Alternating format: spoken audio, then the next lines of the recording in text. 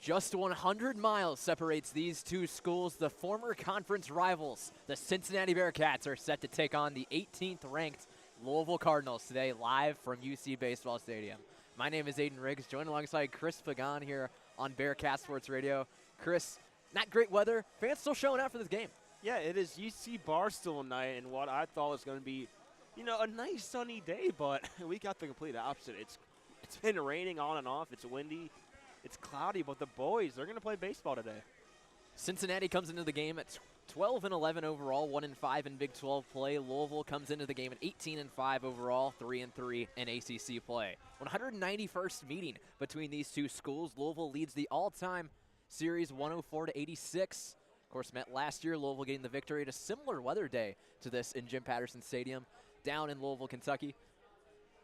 The Cincinnati team, up and down season so far. A lot of expectations coming into the year. Big 12 play hasn't quite gone their way. Yeah, and looking at Cincinnati, they lost their last 5 out of 6 after being on a 6-game win streak with wins against Toledo, Miami of Ohio, and that season series sweep against Canisius. But since then, like you mentioned, they entered Big 12 play. They've been struggling quite a bit, losing 5 of their last 6. But this is an opportunity for Cincinnati to have a good bounce-back win and get right back on track against a good and ranked Louisville team. Second-ranked opponent the Bearcats will face this year. The first, of course, being number 11 ranked Duke to start off the season. First time a ranked team will come into UC Baseball Stadium since number 12 Oklahoma did last season. Oof, talk about that, man. And UC, they had some memorable moments against Oklahoma last year. There's some cool moments from that series. So looking at this, we're about to get things underway here from UC Baseball Stadium with the Bearcats about to take the field. You have your starting lineups first for the Louisville Cardinals. Starting now at shortstop, Alex Alicea. Batting second, the center fielder, Lucas Moore. Batting third, the left fielder, Zion Rose. Batting fourth, the third baseman, Jake Monroe. Batting fifth, the right fielder, Garrick Pite. Batting sixth, the designated hitter, Eddie King Jr. Batting seventh, the catcher, Taggart Tyson. Batting eighth, the first baseman, Nate Early. Batting ninth, the second baseman, Bayram Hote. And pitching for the Cardinals, number 46, Justin West. You were talking pregame. Guy that stands out for you is Zion Rose. Oh, my gosh. Zion Rose. I mean, he's on an 8-game hitting streak. He led the team in batting average last year as a freshman, hitting .380. That was the top mark of any Power 5 freshman during the regular season. I mean, he just sums up this Louisville lineup. This team can hit the ball so well, and it's going to be very exciting to see them play. Now, moving on to this Bearcat squad, they're going to take the field, starting out with their leadoff hitter being number 2, Carrington Cross, playing third base today. Batting second for them, the second baseman, Lawden Brooks. Batting third, the right fielder, Landon Vidrick. Batting fourth, the catcher, Jack Natilli. Batting fifth, the left fielder, Christian Mitchell. Batting sixth, the designated hitter, Cal Sepsic. Batting seventh, the first baseman, Tommy O'Connor. Batting eighth, the shortstop, Charlie Niehaus. Batting ninth, the center fielder, Donovan Ford. And their pitcher today will be number 35, Ty Barnett. Yeah, we talked about it pregame. Tommy O'Connor in that 7-hole. He is 4 for his last 22. We know what kind of damage he can do. We've seen it before. We've seen him do it last year. Hopefully he can get back on track. But for Carrington Cross, batting .413, that leads Cincinnati, and he's just the absolute definition of a dog. If you look it up in a dictionary, you're going to see Carrington Cross. Bearcats going to take the field today wearing white pants, red jerseys, red hats. Cardinals going with the all-gray uniforms with black hats. Classic road look for the Cardinals. We were talking pregame about some of these uniform combos that the Cardinals have, being one of the flagship schools for Adidas. Talk about the Muhammad Ali uniform specifically. Yeah, I mean, that was a nice uniform. I really like the ones. They're all black with pink lettering I saw when doing some prep. I thought those uniforms were probably some of the best I've seen in a while. So the Bearcats waiting to come out. Fans still piling in, student section here on UC Barstool night. New promotion this year, filed into Section 6 over there in the student section. Some overflow going into Section 5 as well. I really wondered how they, organized that. Like, talking about UC Barstool night, how did that become a thing? I do kind of want to know the details. I really want to know that meeting and how that went. Like, yes, we're UC Barstool. We can provide you this, this, and this. But, I mean, hey, other than the matchup, it should have been a good weather day, but they get a top 20 matchup in Louisville coming to town. So it's a good game. It should be a good game, too. So the Bearcats take the field. Ty Barnett ready to get things going. So they warm up around the diamond. You're looking at Ty Barnett. Scouting report, courtesy of some former Bearcats pitching staff. Fastball is going to run around 84 to 89. It's going to top out around low 90, around 91. It's got a changeup in that mid-70 range, slider in the same range. Loves throwing those off speeds, but one thing he needs to improve on this year is throwing with some conviction. Talk about that. He's got to be more aggressive with how he throws them. He's got to find the strike zone with them as well. He does, and that's the thing. When you look at, Ty Barnett, he may not have the speed. It's not the most eye-popping thing, but if you can place the ball accurately and have that aggressiveness as a pitcher, that changes the complete dynamic of not only the game, but the way how you play and the way how your team operates off of that. So if I'm Ty Barnett, focus on getting pitches in the strike zone, but you really have to paint the corners, paint the zone, and make it difficult for these Louisville hitters. Wind whipping from left field. A little cross from third baseman, or from third base to first base. We've talked a lot on these broadcasts about how the ball loves to fly here in UC Baseball Stadium. It'll be interesting to see it tonight. Yeah, you mentioned the wind coming in from the west. The way this ballpark is, how it's designed, if there's a slight edge, it might be towards right field, but the way I'm looking at the wind, I think it might push it more foul if you go down that right field line, and it might make it a little more difficult trying to go the opposite field or center in general. So Ty Barnett's going to step on the mound. He comes to the mound with a 4.05 ERA, a WHIP of 1.20, 6.2 innings pitched, win-loss record of 1-2. The tall left-hander steps onto the mound, and Alex Alicea is going to step into the box for the Cardinals. We're about to get underway. It's the Bearcats and the Cardinals here on Bearcats Sports Radio. Aiden Riggs, Chris Pagan. Let's get things going. Barnett into his windup. Kicks. Here comes the first pitch of the game. It's going to miss just outside for ball one. Alicea steps up to the plate, batting .325 on the year. 15 RBIs along with the home run. The sophomore ready for the 1-0. Misses low. Count will go 2-0. So back-to-back fastballs by Barnett to start the match. So far he's missed on both of them. You wonder if you got to start thinking about throwing a breaking ball, that curveball, that slider. You might want to start to change it up because you got to get a strike right here. Barnett fires that one in for a strike. Count goes 2-1. Alicea, switch hitter. Batting from the right side to start off this game. Barnett, the tall lefty. Kieran Cross on third base, pinches up a little bit. The 2-1 pitch. That's going to miss high. Makes the count go 3-1.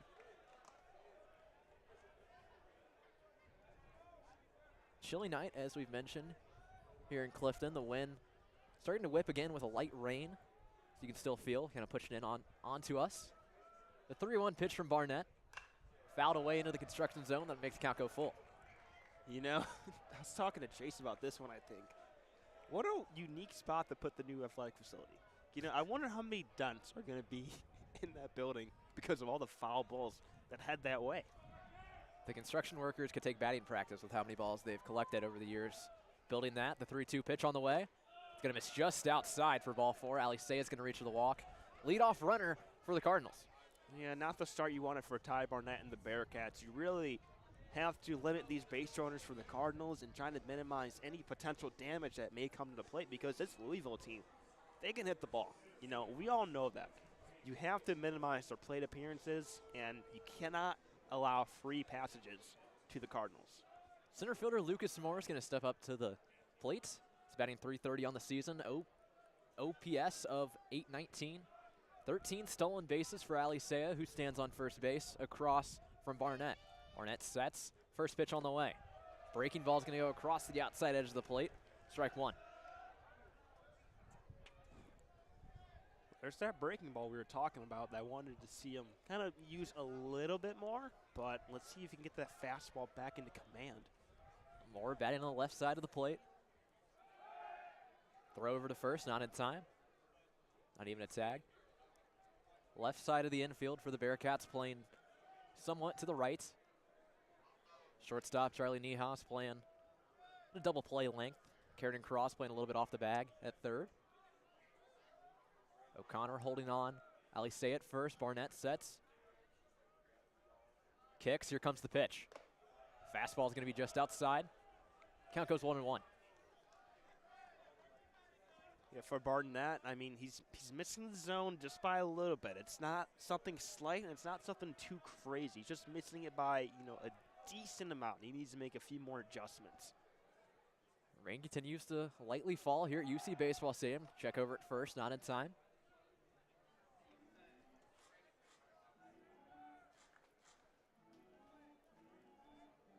Looking at this rain, I think for at least the first portion of this game, we might see some on and off action before it continues to fall down at a steady pace. 1-1, fouled away into the back netting. Count goes 1-2. Now I'm going to be referring to you as the weatherman throughout this entire game, all because of your reputation that you've built. Bring it on. Bring it on. Anything you want to know, bring it on. The weatherman, the handheld camera operator. All right. All right. Everything on your resume. All right, so can I refer to you as the Louisville City commentator? Go ahead. All right. Why not? We're good. 1-2 pitch. Just high. 2-2 count. 90-mile-an-hour fastball from Barnett. That's good, though, because I think the range you had, or at least you were told, was like, mid to upper 80s. For him to, hit 90, that's me pretty solid. That's me pretty well. 2-2 count. Some more. Alicea still on first. Decent lead. Check back over to him again. Not in time. Only been caught stealing twice so far this year. Scored 23 runs, though, for the Cardinals. Oof. It's efficient. It's always so important to have good base runners. Barnett sets. Ready to deliver the 2-2. Long look in. Kicks. Here comes the pitch. Breaking ball just high. 75-mile-an-hour changeup. Couldn't quite find it. Count will go full. Second straight batter. Cardinals having some luck working the count here against Barnett. Yeah, I think Barnett has to challenge these Louisville hitters. Throw them some of your best stuff, like that fastball. Throw it at them. Make them swing through it. Barnett kicks. Here comes the 3-2. Lined into left field. He's going to get down at will in front of Christian Mitchell. Gathers it on the one hop. Throws it in. Keeps Alicea at second base. But the single for Moore puts two on with nobody out. So he went with the fastball. Not a bad choice, but he kind of, hung it over the plate, which allowed for just an easy base hit to left center. And Mitchell, he kind of was guessing on that one, whether to go, whether to stay. He could have made a diving effort, but then in that case, if it gets by him, I mean, that's probably going to be at least a triple for Moore. So runners on first and second, nobody out. Barnett in a jam. With one of the deadliest hitters for the Cardinals stepping up to the plate in Zion Rose. Rose, the right-hander, steps in, batting .347 on the season. OPS at .992. Slugging .579. Long look back at Alicea, kicks, squares the bunt, lays it down to the third baseman, Cross, crashing in on it, sends it to first, gets the out. Runners advance. It'll be one out with runners on second and third. Interesting approach right there. Really interesting by Louisville. Because you get the first two base runners on. If you're the Cardinals, why not keep attacking? Be aggressive. The bunt's not a bad decision, but why not swing through and get maybe another base hit or, maybe force another walk? If you're the Cardinals, try and get that pitch count up for Barnett because you just gave him an easy out. Rolled as a sack bunt for Rose. That'll bring up Jake Monroe to the plate. First pitch misses down and away. Monroe, the third baseman, batting .432 on the season. 25 RBIs. 27 runs scored. OPS of .1228. Talk about power. Wow. Barnett kicks the 1-0. Skied up towards, carrying across at third base. Cross getting underneath it. Doesn't have to leave the infield or leave his spot and retires him. 2 down the inning. For Cross, that's not an easy play. You got to look up, see all these clouds. They match the color of the baseball. The wind's pushing the ball towards third base. It's going to be one of those games where any fly out or pop out, it's not going to be a guaranteed out. 2 down the inning. Runners on second and third. We're still not at 0 here from UC Baseball Stadium. Barnett sets, kicks, delivers the first pitch to Pike. That's going to miss outside. Garrett Pike playing right field today for the Louisville Cardinals. Batting .317, 17 RBIs, on base percentage of .348. Kieran Cross playing a little bit of a Left-handed shift here. A lot of room for the runner on third. Fouled away, up and out of play. Count will go 1-1. If Barnett right here can get out of this jam, that would be huge for the Bearcats, considering the first two base runners got on base. If he can get 3 consecutive outs, that would pave the way for a lot of Bearcat success. Barnett kicks, that's fouled away once again. Into the street it goes. 1-2 count. I feel like being a driver on that street would be very scary. You know, there's the watch out for flying baseball sign, but like. We had a discussion about this on one of the earlier games of how many balls do we think have hit moving cars. I had that happen a couple weeks ago, I think. Barnett kicks the 1-2. Fouled off again, same exact spot. When did this happen? I don't know. Topped off at 91, though.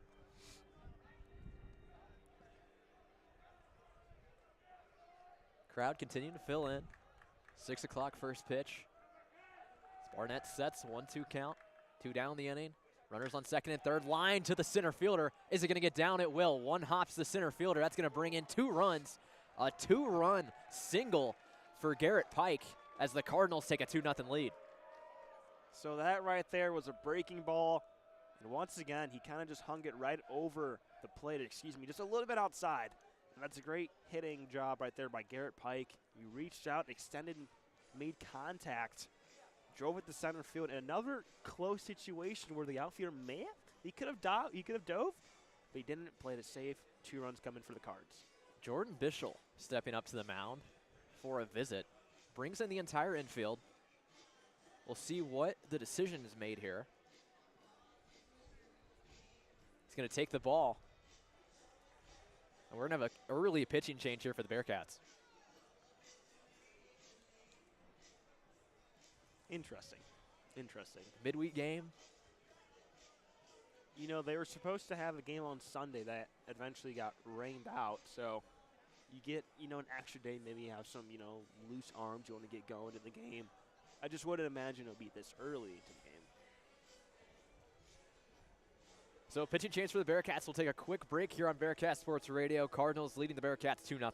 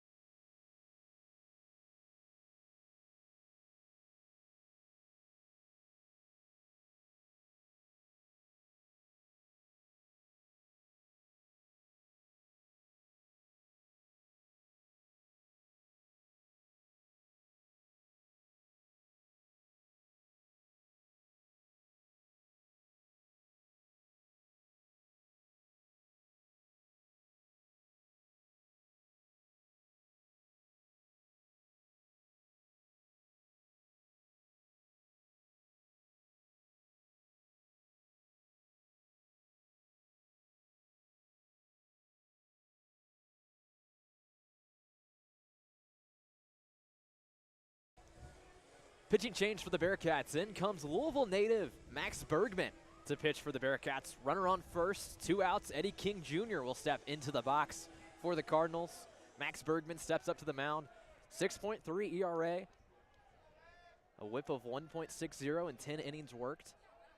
Eddie King, the right-handed DH, in the box, takes the first pitch for a strike. And for Bergman, don't think he really was expecting to come in this early, but we see that fastball kind of ranges in the upper 80s to low 90s, but he can top it off around 95, which is huge. 0-1 misses low and away. 1-1 count. Bergman coming off a Tommy John surgery last year. As I mentioned, the Louisville native from St. Xavier High School. Long look in on the 1-1 to Eddie King. Kicks, runner goes, line down the left field line. It's going to be just foul. Pike was running on the pitch. 5 stolen bases on the season for him. Yeah, he would have scored on that one. I mean, that one was just foul, just missed the line. Good job by the third base umpire. What was a close call? It's going to be Jay Myers. Bergman looks in. Right-handed shift. That's lined right where the second baseman was supposed to be, but he was playing left of the bag. That's going to advance Pike to third base. A 2-out single for Eddie King puts runners at the corners. You mentioned it. The shift was on for the Bearcats, and they just take away the shift. That's out number 3, but nothing can ever be that easy, right? Nice base hit for Eddie King Jr. We talked about it. These Cardinals, they can hit. They can hit the ball, and that's exactly what they're doing so far here in this first inning. 3 hits early on with 2 runs, and now they got runners on the corners. 18th ranked team in the nation for a reason. Cardinals battle-tested so far in non-conference. Of course, started out the season at Globe Life Park in Arlington, playing 3 ranked games against Texas, Oklahoma, and Arizona. Taggart Tyson steps into the box. The catcher batting .364, took ball 1. This is a Louisville team as well that just took 2 of 3 from North Carolina. Yes, North Carolina was ranked number 6 in the country, I believe, and they took 2 out of 3 against the Tar Heels. That ball is killed into left field. Christian Mitchell backtracking, going to get under it right on the warning track. The wind might have killed it for the 3rd out of the inning. Bearcats escape a jam, but give up 2. So we'll head to the bottom of the 1st, trailing 2-0 here on Bearcat Sports Radio.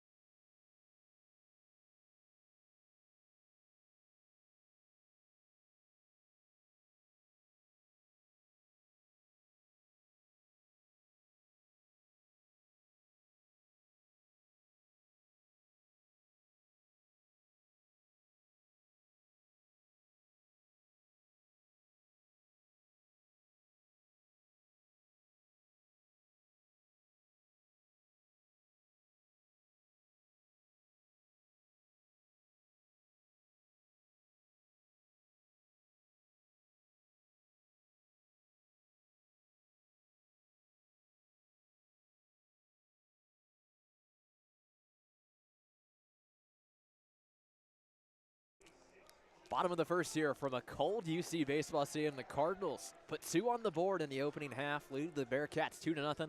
Bearcats looking to respond. They'll be met with Justin West on the mound for Louisville.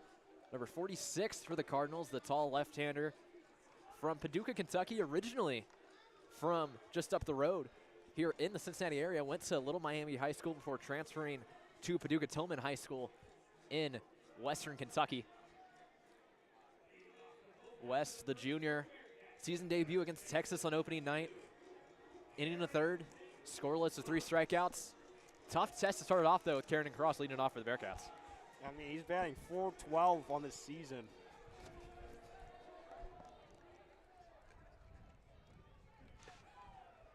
Carrington Cross been one of the best hitters that the Bearcats have had all season. Cross batting on the right side. Takes ball 1 outside, 91-mile-an-hour fastball. The wind still being a factor in this one. Look at this, the sun's coming out. The sun does come out for the first time today. Shining some light on this Bearcats offense. We'll see if they can deliver. The 1-0 misses inside. 2-0 count to Cross.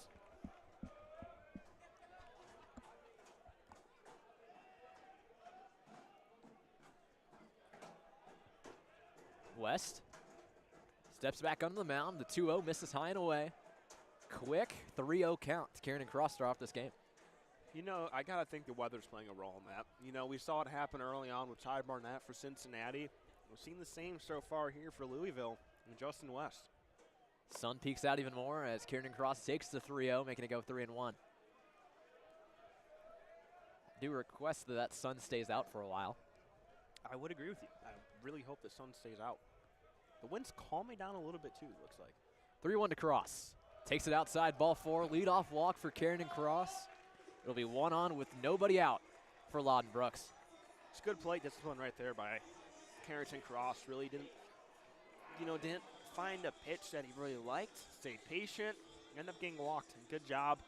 Now, just for Cincinnati, just like Louisville, you need to have a good start. And it starts with getting base runners on and working that pitch count up. Keep it going up. Make them work for those outs. So Loudon Brooks will step into the box, batting .243 on the season. OPS of .579, 7 RBIs. Kieran Cross, the runner on first base, has 5 steals on the season. First pitch misses just up. 1-0 count. You know, Louisville, multiple College World Series appearances. Of course, in their days in the American. Wentz in 2013, the 1-0 misses away. Dan McDonald, his 19th season at the helm of these Cardinals.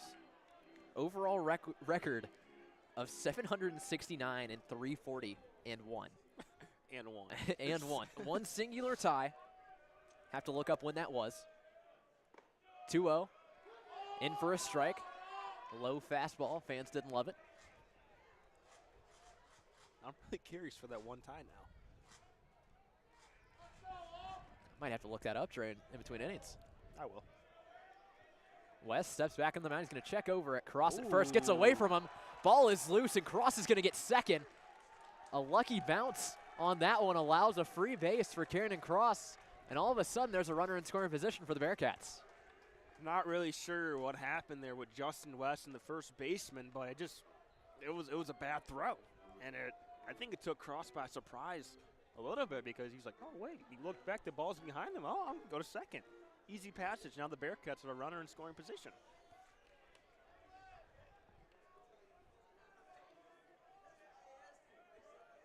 West steps back onto the mound. Long look in at Brooks. Sets. Look back at Cross. Cross fakes the run. Squared to bunt. Pulls it back. Missed it outside. 3-1 count. Another hitter's count for this Bearcat squad. This time with the runner in scoring position. Slight shift to the left of the infield for the Cardinals. 3-1. Sky down the right field line. Trying to get underneath it is Pike. Continuing towards the bullpen, out of our view. Did he make the catch? It looks like he did. Tagging on it, though, was Kieran Cross. It's going to be 1 out with the runner on third. From that angle, it looked like the umpires were saying something. It looked like that one was going to sail into the bullpen.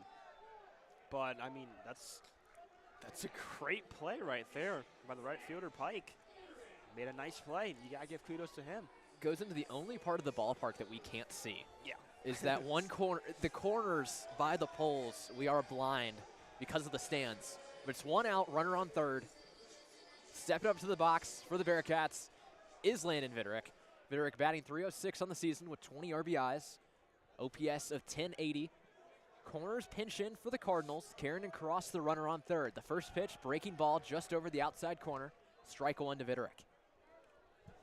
Well, this kid's been on a tear. I mean, he batted .247 last year. Currently, like as you mentioned, sits at .306. Currently in midst of his breakout year. He's been such a pivotal piece for this Bearcats team. A 1 fastball misses away from West. Infield for the Cardinals shifted now towards the right. Classic left-handed shift. The shortstop playing even with the bag at second.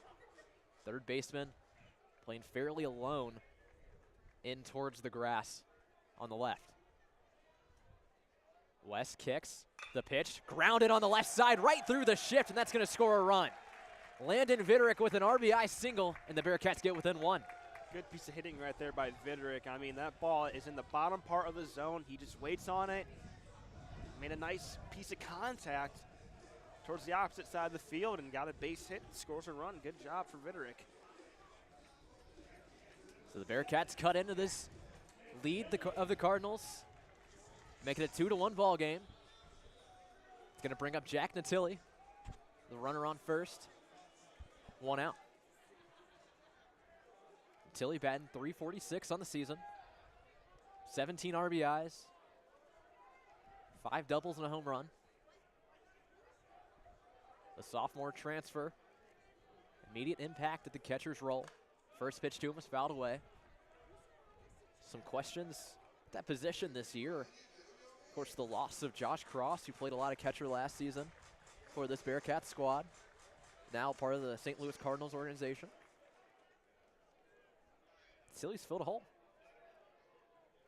I mean, that's a tough ask of filling the shoes of Josh Cross for anyone. It's not an easy task. We saw him play last year. He was really fun to watch and such a great athlete. Fastball goes across the zone. Count goes to 0-2. Tilly's batting .341 on the season with runners on base. Decent lead on first for Viderick. The 0-2, fouled off. Breaking ball on the inside part of the plate. Infield shifted towards the left. Second baseman playing more towards the bag. Big hole on the right side in between first and second.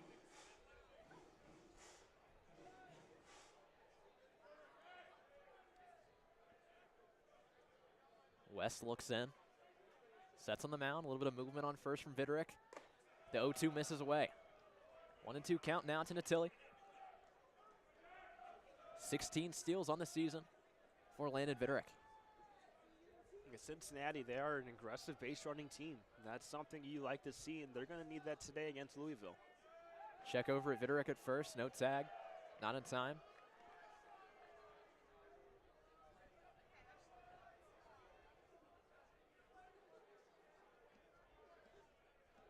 Wind continues to whip in from left field. The 1-2, that's fouled away off the netting.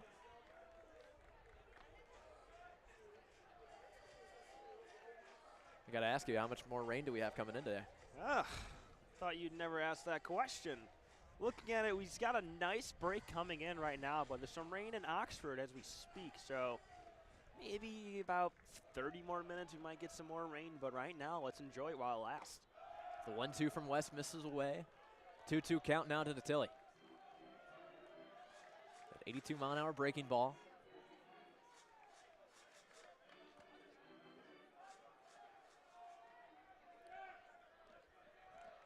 Long look in from West.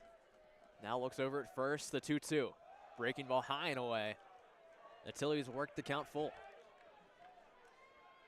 If Natilli can force a walk right here, that would be huge because he was down 0-2 in this count. I mean, like you said, he worked his way back. And now it's a full count. He needs to stay patient or swing on a pitch he likes. Check over at first. Viderick was almost leaning. A good look, but couldn't quite get it in time. You know, that 3-2 count, you know, he's thinking about going. First base coach telling him, yeah, 3-2, go. West, the lefty. Easier move towards first. Easier to be deceptive with it. The 3-2, fouled away. We'll do it again. Looking at West, topping off that 91 miles per hour on that fastball. It's pretty impressive, but 3-2, can he get the punch out right here that they really need? If not, it gets really interesting for Cincinnati. West looks in, gathers on the mound, sets, kicks. Here comes the 3-2. Breaking ball outside, and Natilli works his way to a walk. It'll be 2 on with 1 out for Christian Mitchell. Good job by Natilli. Good play discipline, good approach. And now Cincinnati has runners on first and second with only 1 out. So a base hit with Viderick on second will most likely tie the game. But for Cincinnati, they're thinking about getting more than 1 run. They want to take the lead. If they can in this bottom half of the inning, it will be huge. Christian Mitchell, the left fielder today. batting .247, 8 RBIs on the season. OPS is .661. Check back at second at Viderick, not in time. Like about Christian Mitchell and all that he can do. Of course, the two-way player. Was a finalist last year for two-way player of the year. Been known to come in and close some games out for the Bearcats. West sets, squared for the bunt. Pulled back, but took the strike. 0-1 count.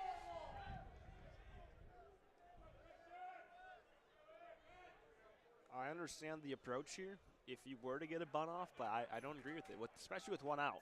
You know, I want you to try and put the ball in play. Beat that shift. Send it to the outfield to get a base hit. I don't agree with the bunt. Squares again, puts it down. It's fouled, though, towards the dugout. Mitchell will be an 0-2 hold. Why? If there's no outs, I get it. If there's an out, you got back-to-back base runners, you drew a walk, you got a base hit.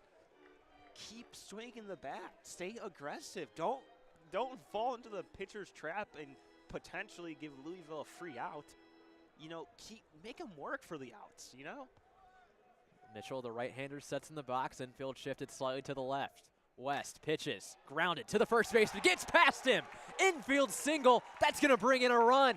Scoring from second is Landon Viderick, and the Bearcats tie it at 2. This is why you swing and put the ball in play. It shouldn't have been an easy ground out, but odd things happen in the diamond. It got by the first baseman, and look, it made to the outfield, and Viderick scored. That's why stay aggressive, because weird things can happen. Make them work for these outs. Opposite field RBI single for Christian Mitchell, and we're going to get a mound visit for the Cardinals. Pitching troubles early in this one for both teams. See what the Cardinals will like to do here. Saw Jordan Bischel elect to make the change once the Bearcats went down 2-0. Does Dan McDonald decide to do the same? He will not. He's going to keep Justin West on the mound. Runners on first and second with one out.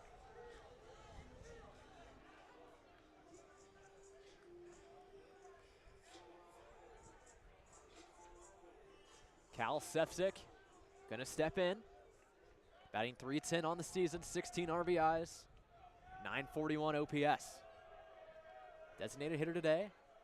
Of course, big story as he's been joined by his brother Luke Sefcik on the team. First pitch to him, breaking ball low in the dirt. 1-0 count. Looking at the Cardinals' schedule, they had a 3-game series against V-Tech that played all 3 days, Friday, Saturday, Sunday. It wasn't affected by any delays, so unlike Cincinnati, they didn't have that extra day where they get rest for the pitchers. They don't have many arms to burn. 1-0 in the dirt. 2-0 count now to Sefcik.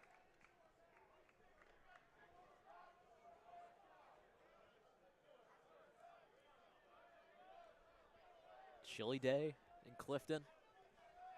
Sky's showing some life, some sunlight peeking in and out. West looks back, now looks forward. Pitches, fouled off. 2-1 count. You know, how many fake springs have we had so far? At least 2. I might go at least 3. I think it's been up and down. Before spring break, it was like peak life. 79. I went back to Cleveland, it was 48. I heard it snowed. Oh, man. There were a few flurries, but nothing crazy. 2-1 count. Sefcik sends that down the right field line. Going to be fouled into the Cardinal bullpen. Well, here's a guy that can turn on a pitch and send it to the opposite field. That one's just up and away in the zone, and Sefcik made good contact with it. Unfortunately, it was just a little too late.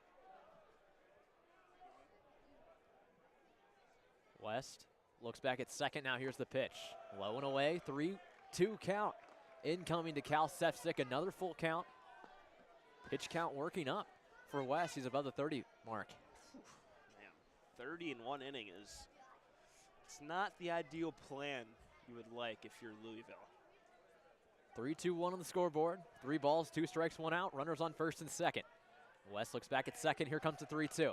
Fouled away by Sefcik. We'll do it again. Yeah, it looks like he tried to speed him up with a fastball pretty much down the plate. Sefcik got a little piece of it, forced it foul, gets another chance right here, but if I'm West, maybe I would stick with the fastball, but put it up in the zone probably. West sets. Long look back. Now here comes the 3-2. Foul down the right field line. Going to go out of play. Out into the construction zone once again. So it's just like he heard me. You know, he stuck with the fastball. He put it up and away in the zone, but Sefcik was waiting on that. Once again, just a little bit late. If I'm West, I'm still going to go with the fastball. I'm confident I can beat him as long as I place it in a good spot like the bottom corner of the zone. Third time with a 3-2. Swing and a miss from Sefcik. Goes out swinging. 2 down in the inning. I spoke into existence. He stuck with the fastball. He didn't put it in the bottom corner of the zone, but he got him by in a spot where Sefcik couldn't get a piece of it. Another crucial out for Louisville. A big name in the bottom of the lineup today for the Bearcats. Batting in the 7 hole is Tommy O'Connor, the power hitting lefty. Good opportunity here with the runner in scoring position with 2 down.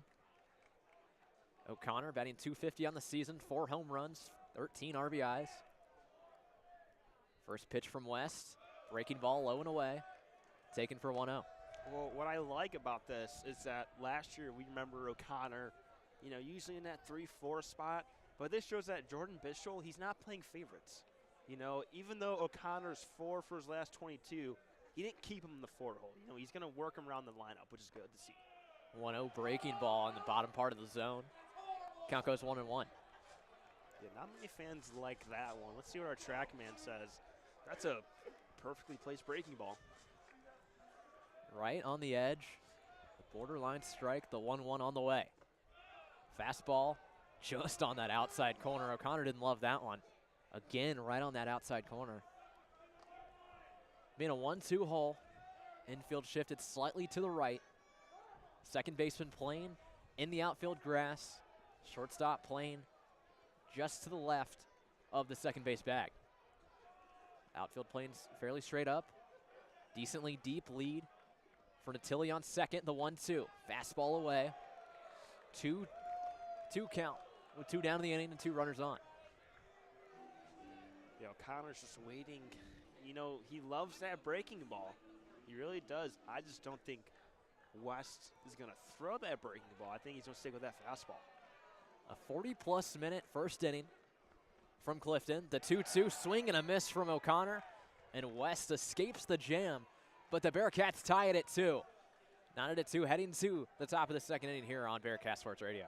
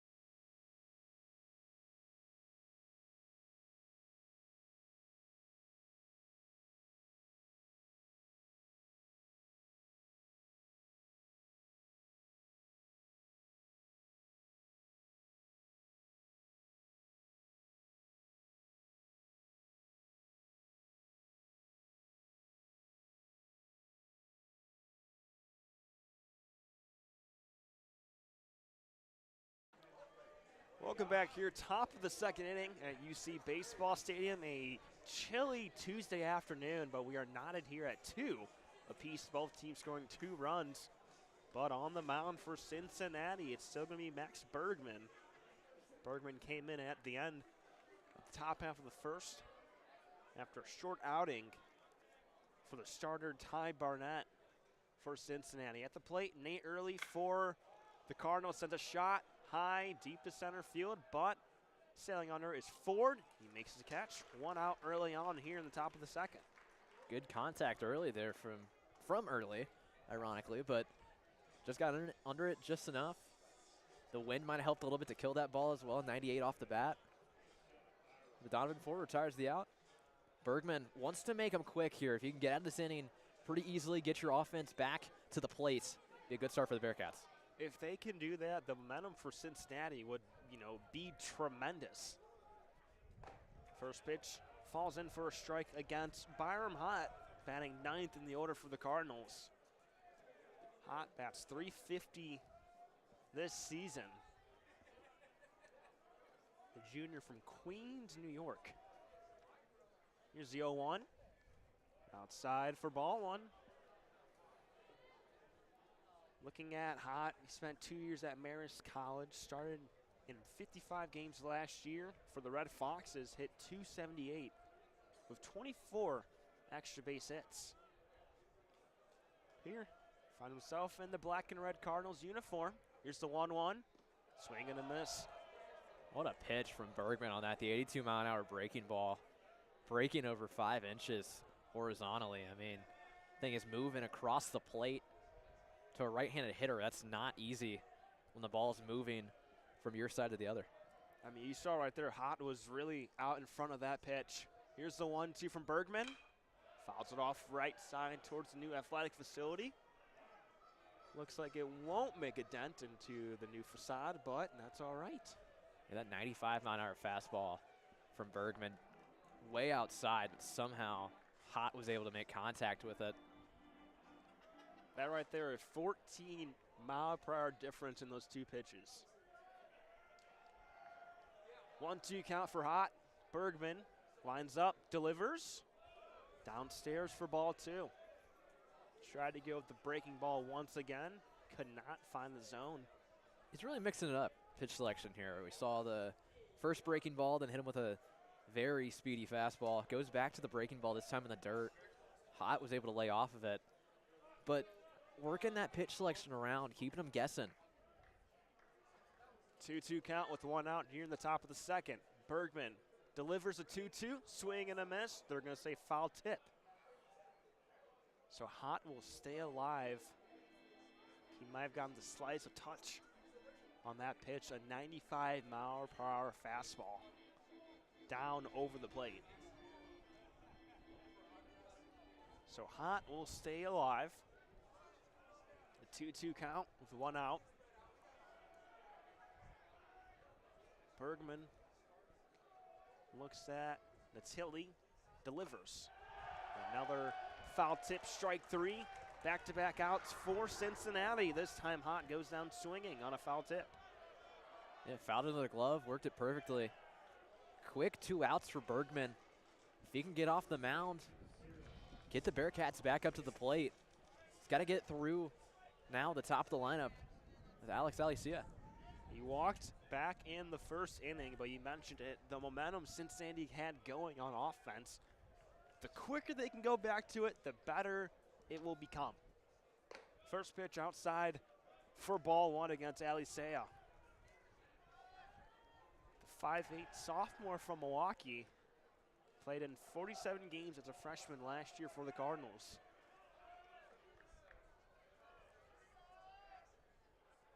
Here's the 1-0, swings, chops it over to the second baseman. Brooks tossed to first, and it's a 1-2-3 inning for Cincinnati. 3 quick outs coming up for Cincinnati. And we'll beat the bottom half of the order 8-9-1 after this quick break. You're listening to Big 12 Baseball here on Bearcat Sports Radio.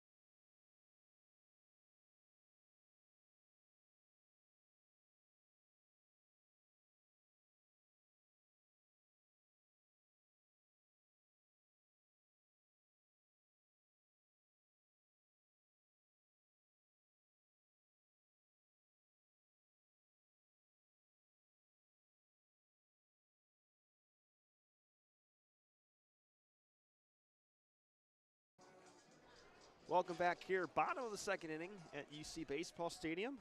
I'm now standing up, putting on some gloves because it's pretty cold out here. And you were complaining earlier about not having gloves, and you pull them out along with the extra jacket. I mean, it's one of those legendary finds. you know, I won't forget that baseball game we did last year when it was around this weather and you wore shorts. Ooh. And you were having to run in between innings to stay warm. Oh, you're bringing back some bad memories for me. You are. At the plate for Cincinnati, it's Charlie Niehaus. Niehaus playing at short today. Up 2-0 in the count early on. Justin West still on the mound for Louisville.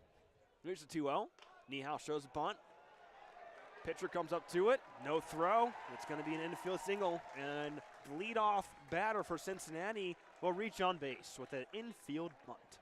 Now, if you know Cincinnati baseball, you are familiar with Bishop ball, and that is just straight small ball. The bunt, the stolen base, the sac fly, everything you can imagine a small ball. That is what Jordan Bishop plays. Leadoff bunt from Niehaus to get him going here. And now you've got a sneaky hitter in Donovan Ford stepping up to the plate, a guy who I've been really impressed with to start out this season. I think going down the stretch, he's going to make a huge difference for this Bearcat squad. Well, Donovan Ford currently playing center field today at the plate in the 9-hole. Spent 3 years at Newberry College. He left the school as the all-time leader, the career batting average of .396. He shows bunt again down the first base side. Pitcher West goes on it and no throw again. Back-to-back bunts for Cincinnati. Both runners reach on base. That one might have been even more pretty than the first one. And the first one was a beauty right in between the third baseman and pitcher. That one is sent down the first baseline. First baseman has to cover the bag, making West have to make the play. Can't get it in time as Ford is such a speedy runner. 4 steals on the year already. And now look at the Bearcats. You got your top hitter in Carrington Cross stepping up to the bait with a runner in scoring position. So the first 2 batters in the bottom half of the second reach on base via bunt. Now it's top of the order for Cincinnati. It's Carrington Cross at the plate, batting .413 this year. He was walked back in the first inning. Now with an opportunity to do some real damage against Louisville and potentially take the lead. First pitch by West, falls in for a strike. You know, if you look out there too, Dan McDonald's not taking any risk here. He has the third baseman and the first baseman crashing on the pitch just in case Carrington Cross was to square up as well. I would be shocked if the Bearcats elected to bunt Carrington Cross. But with Jordan Bishop, you never know. The unpredictable. This Jordan Bishop, that pitch outside the zone for a 1-1 count against Carrington Cross. Honorable mention all Big 12 last year. He was one of 2 Bearcats to start all 57 games last year. Now, Carrington's battled some injuries too throughout his career, but it's never derailed him from finding his way into the starting lineup. Cross sends a shot high and deep to left center. You can kiss it goodbye. A 3-run bomb for Carrington Cross. Cats up 5-2. A 400-foot bomb for Carrington Cross.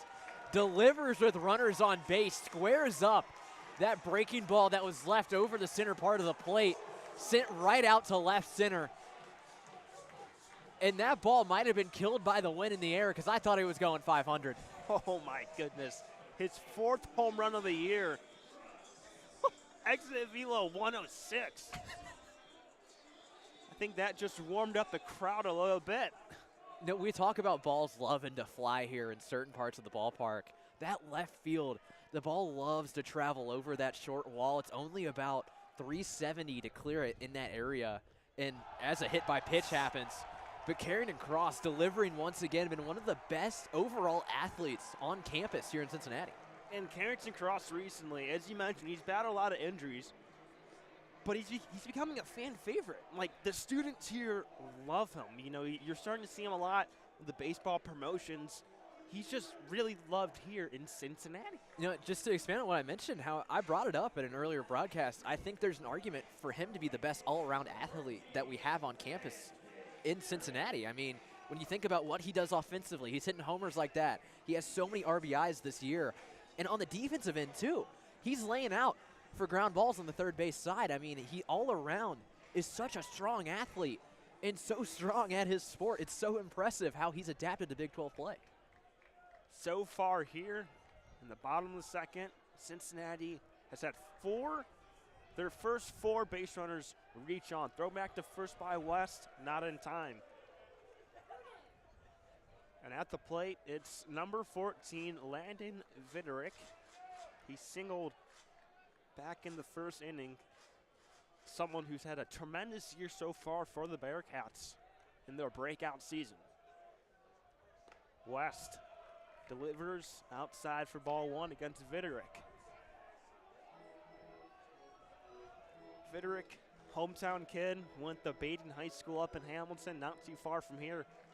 Dual sport athlete in high school. He was the team's quarterback in their state championship run back in 2021. Unfortunately, he got hurt as that one gets by the catcher, Tagger Tyson.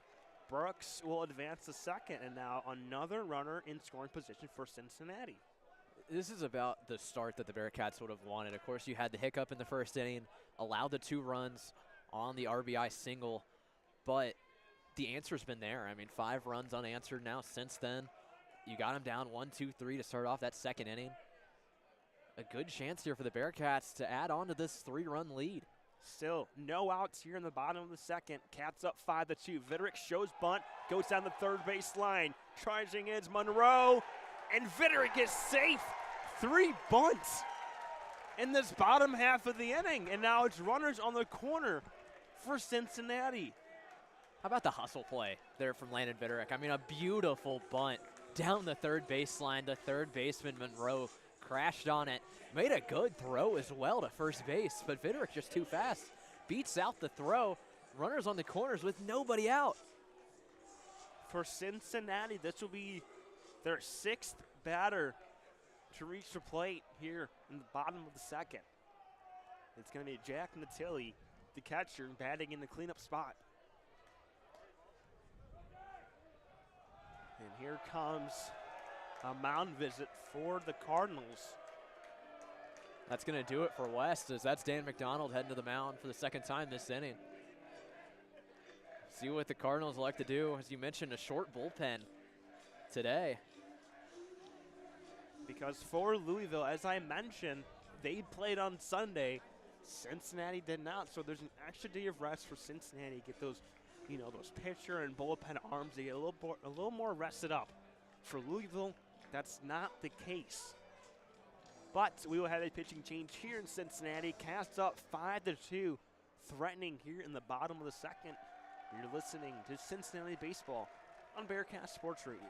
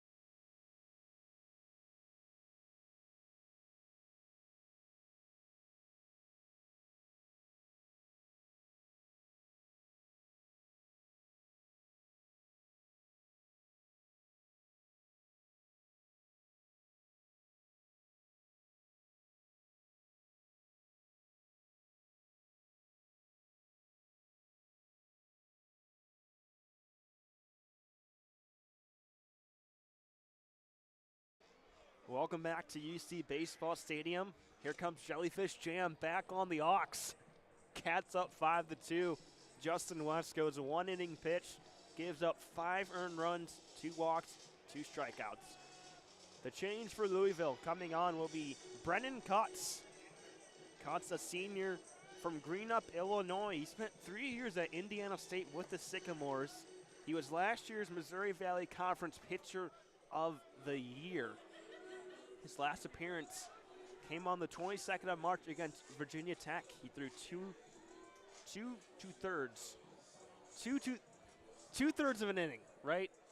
2/3 of an inning. It didn't cross my mind properly. 2/3 of an inning. Gave up a walk and a strikeout in their 12-8 win over the Hokies. And, you mentioned him playing at Indiana State, getting a chance in the transfer portal to move up to a bigger school.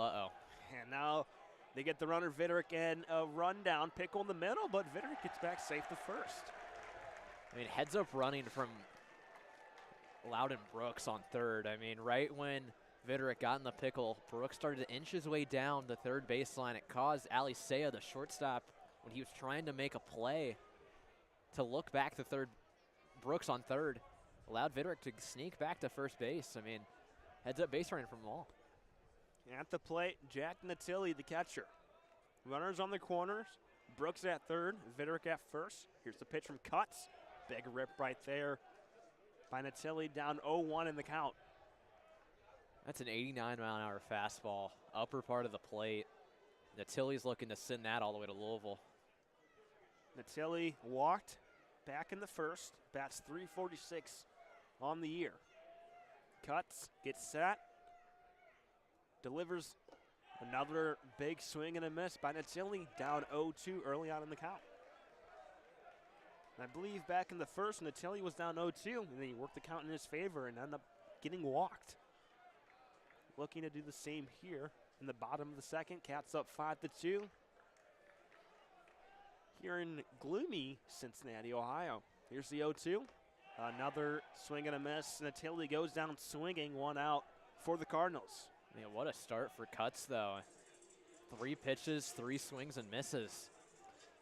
Natilli just couldn't find a way to square one up. Good chance, though, for Christian Mitchell to keep adding on. Christian Mitchell singled back in the first. Bats .256 on the year. Runners still on the corners for Cincinnati. Anything but a double play is what we would like to see if you're a Bearcat fan. Throw back to first, not in time. Now that throw to first was in the dirt as well. A good snag there by Early. That's the second throw to first we've seen that's been in the dirt like that. I mentioned it to you pregame. The Cardinals play on a turf field with a dirt mound. And I don't know if that has anything to do. Mitchell shows bunt, goes foul. 0-1 count for him. It's an interesting quirk that Jim Patterson Stadium has, where it has the all-turf field for everywhere but the pitcher's mound. It's not a common thing. It does cause them, though, when rain comes, they oftentimes have to stop play because the pitcher can't get his grip on the mound. I feel like that's just a contradiction to itself. Yeah. If you have a turf field, why would you have a dirt mound? What is Adidas telling Louisville? Here's the 0-1. Mitchell shows bunt once again, but upstairs for ball 1. 1-1 count with 1 out for Christian Mitchell. Well, I can tell you what Adidas is telling Louisville, and it's that their football team needs to keep winning after they help pay for their new stadium renovations. But Jeff Brom had a good couple first years, including ACC championship game this past. Didn't he come from Purdue? He did. Okay. Got that one right. Here's the 1-1 to Mitchell. Downstairs for ball 2. And Jeff Brom, the Louisville native, graduate from Trinity High School, where he won multiple state titles in football in the 90s. I got to ask you, you are also a Louisville native. In this match, no bias, who would you rather see win? I would rather see our Bearcats win. I respect it. I respect it. Throw back to first. Try to catch Vitterick napping, but you can't nap in this weather. It's a little too cold for that. Gets back safely at first. You know, I am wearing a sweatshirt of the local soccer team in Louisville, but still, you know, go to University of Cincinnati. We're on the radio broadcast for the Bearcats. Got to pull for our Cats here. Another throw back to first. Believe it or not in time. You're wearing Louisville City. You are calling their game on Saturday. Is that right? I am calling the Louisville City game against Detroit City FC on ESPN 680. Or you, in fact, can listen to the Louisville broadcast of this game. Hey, Spam W's in the chat.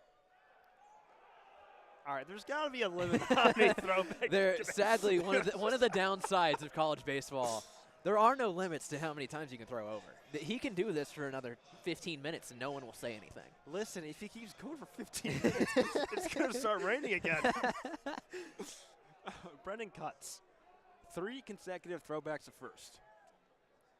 Christian Mitchell at the plate probably is getting bored. He's up 2-1 in the count. And you would not believe it. The ball gets by. It gets out of the first baseman early. Pitch clock violation. I thought he was calling a balk. It looks like they're going to call a pitch clock violation on him. So will that make it a 3-1 count for Mitchell? It will. Okay. I apologize for jumping the gun on the balk there. I saw the ump throw both hands in the air. I thought that's what it was. But you're totally fine. See what happens when you're too focused on the base runner? 3-1 count. Mitchell goes bunt, fouls it off behind. Not the full count. Now, I know you didn't like in the first inning when they were squaring up for a bunt with 1 out. I kind of like it. I like the idea of trying to advance the runner, maybe catch the Cardinals sleeping with Brooks on third. I mean, Brooks has some speed, too. Squeeze play was in play. I'd say it's a little different because you've gotten on base 3 times this inning via bunt, that it works, but here's a 3-2. Downstairs, he walked Mitchell. Bases loaded for Cincinnati. Great job by Christian Mitchell, battling the adversity of however many check over at first there was, but bases loaded, 1 out. Huge opportunity for Cal Sefcik. To answer that, 4 throwbacks to first in that at-bat with Christian Mitchell at the plate. You got to give credit to him, though, because that was a lot, and yet he still got on base. Yeah, and I got to talk to head coach Bischel in the preseason about some of these cold games that the Bearcats are going to play, and he mentioned it's tougher for a batter to have a long at-bat to stay warm. It's not like it's that first pitch to Sefcik as a ball. As a batter, you're just standing there. You can't like hop around. Like if you're a second baseman, you can, move around a little bit. As a batter, you can't. You just can't. You have your set routine. You got to stick to it when you're in the box. Here's the 1-0 to Sefcik. Sefcik checked his swing. Rather fell in the zone for strike 1 anyway. There's a beautiful breaking ball from Cuts. Going from inside to out. Right-hander throwing the slider. Brooks at third, Viderick at second, Mitchell at first, Cal Sefcik at the plate for the Bearcats. 1-1 count with 1 out. Here in the bottom of the second. That one gets by the catcher. Here comes Brooks. Slides in safely. Bearcats add another run. Viderick advances to third. Mitchell advances to second. Cats up 6-2 thanks to 4 runs so far here in the bottom of the second. That's a costly mistake by the Cardinals. I mean, they've got a chance to get out of here with a double play. Be interesting to see how that's ruled, whether it's a wild pitch or a pass ball. But it scores a run. Looks like it's ruled a wild pitch. Just got away from Cuts. That's a run you should keep off the board if you are the Cardinals there. You can't allow an easy one like that. Here's a 2-1 to Sefcik. Falls in for a strike. Now to make things even more wonderful, Brooks was hit by a pitch after that Carrington Cross home run. The very first pitch. Arguably, he shouldn't even been on the base in the first place, but then makes it around the diamond and scores for the Cats. And there's still only 1 out in this inning, too. I mean, the Bearcats cooking up some offense. 2-2 count to Sefcik. Just downstairs for ball 3. It missed low, but, man, from this angle, that looks like a close one. Viderick at third. Mitchell at second. Cats up 6-2 here in the bottom of the second. Cal Sefcik at the plate, looking to cause some damage with 1 out. Here comes the pitch. Sefcik, did he go around? He did not. Draws the walk. The bases are loaded once again. And coming to the plate will be Tommy O'Connor in the 7-hole, the first baseman for Cincinnati. The power-hitting lefty. O'Connor, we've seen him do it many times, even just this year. Already got 4 home runs, but how about the plate discipline from Cal Sefcik to lay off that breaking ball in the dirt? It's such a tempting pitch for a right-handed hitter. That slider that's breaking away from you. You think out of the hand it could be a fastball that they're leaving up in the zone to lay off of it at the last second. Beautiful piece of hitting. Let's see what O'Connor can do.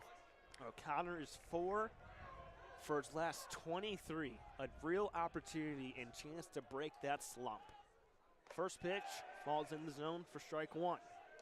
Can you say that over again, just to make sure I'm hearing it correctly? 4 for his last 23. Ooh. Struck out in the first inning. He was honorable mention all Big 12 last year, too. That sounds like he's due to me. I think so, too. 0-1 count, bases loaded for O'Connor. Here comes the pitch. Falls in the zone for strike 2. The thing with O'Connor that I noticed last year was that he would take the first 2 pitches and go down 0-2. And then he would, really chase on that breaking ball. We saw a lot on that third pitch. It's one of his downsides. He does love to take those first 2. A lot of times nowadays they're telling you to swing at some of those first pitches you see. Old school way of hitting is you always take the first pitch. You let him throw one at you, get settled in. He loves, as you mentioned, he loves to take those first 2. And it has led to a lot of strikeouts. He will swing at some junk later in the at-bat that he really shouldn't have because he's having to battle and stay alive. O'Connor down 1-2 in the count. Cuts, sends it. Swing and a miss, strike 3. 2 outs for Cincinnati. O'Connor goes down swinging. Cut's breaking ball has really hurt him this inning with the pass ball and everything. But he gets to work there. That was really well placed. Lower part of the zone, right over the middle. See if Niehaus can keep the Bearcats alive. Now, the Bearcats have officially batted through the entire lineup this inning. Niehaus started it all with an infield bunt. Here, 2 outs, bottom of the second. Niehaus almost got hit by that pitch. A breaking ball upstairs almost hit him. That would have drove in another run, but it missed, ends up a ball. I really don't know how that missed him. I mean, that was going right at his left shoulder, his front shoulder, since he's a right-handed hitter. Cuts, sends the 1-0. Finds a zone for strike 1. Looking at the track man, maybe should have been a ball. But the ABS system is something we'll talk about for another day. Niehaus, the redshirt freshman here from Westchester, Ohio. 1-1 count, bases loaded. Here comes the pitch. Outside for ball 2. Niehaus went to Moeller High School here in Cincinnati. Led his team to a state championship as well as a 5th place finish in the nation as a senior. Bats .314 on the year for the Cats. Here's the 2-1. Breaking ball finds the zone for strike 2. Niehaus, the redshirt freshman, didn't get any playing time last year because of it. But Jordan Bishop talked about him, said he's a guy that wasn't taking any days off in that redshirt year. Every once in a while you get some guys when they have to redshirt, they'll kind of ease their way through the season. Niehaus was in the cage almost every day. I mean, he was putting in the work, ready to find his way in the starting lineup this year. Upstairs, full count for Niehaus. 3 balls, 2 strikes, 2 outs. Bottom of the second, Cats up 6-2. Bases are loaded. A ball here would drive in a run. A strike would end the inning. Cuts against Niehaus. Cuts sends it. Niehaus sends it up the middle. Second baseman gets it, throw to first, and it gets by the first baseman. 1 run scores. Here comes Mitchell, 2-run score. Cats go up 8-2, and the mistakes pile on for Louisville. Ball was hit perfectly up the middle, right over the head of Cuts. Hot is moving from left to right towards the second base bag, having to throw across his body to the first baseman. 2 hops it to him, and early just can't corral it. It's going to allow 2 runs to score. The floodgates have opened for the Bearcats in the bottom of the second. They lead by 6. 6 runs scored in the bottom of the second for Cincinnati against the 18th ranked team in the nation, the Louisville Cardinals. Here's Donovan Ford at the plate. 1 for 1 today, fouls one behind. No, this might be one of these perfect instances where the Bearcats' schedule played to their favor. They had what was supposed to be a makeup game on Sunday against Butler get rained out. Louisville played through the rain at home against North Carolina. They picked up a win but went through their pitching staff. The Bearcats are going up against a depleted roster of the Cardinals, and they're making them pay for it. Here's 0-1 to Ford. Downstairs for ball 1. Sefcik at third, Niehaus at first. Now the thing is, for UC, that Butler game was a reschedule of a reschedule. It was. I believe they should have played March 5th. That date just sticks around to me. It was a late added game that I believe from February. Yes. When they were supposed to play Bowling Green. Runner goes, Niehaus slides into second. That's a stolen base. Runners will be on second and third for Cincinnati. 2-1 count for Donovan Ford. And we talked about that reschedule game. I mean, the Bearcats have a hole in their schedule right now, which is a very interesting problem to have. They scheduled that Bowling Green game late. It got canceled because of snow, actually, back in February.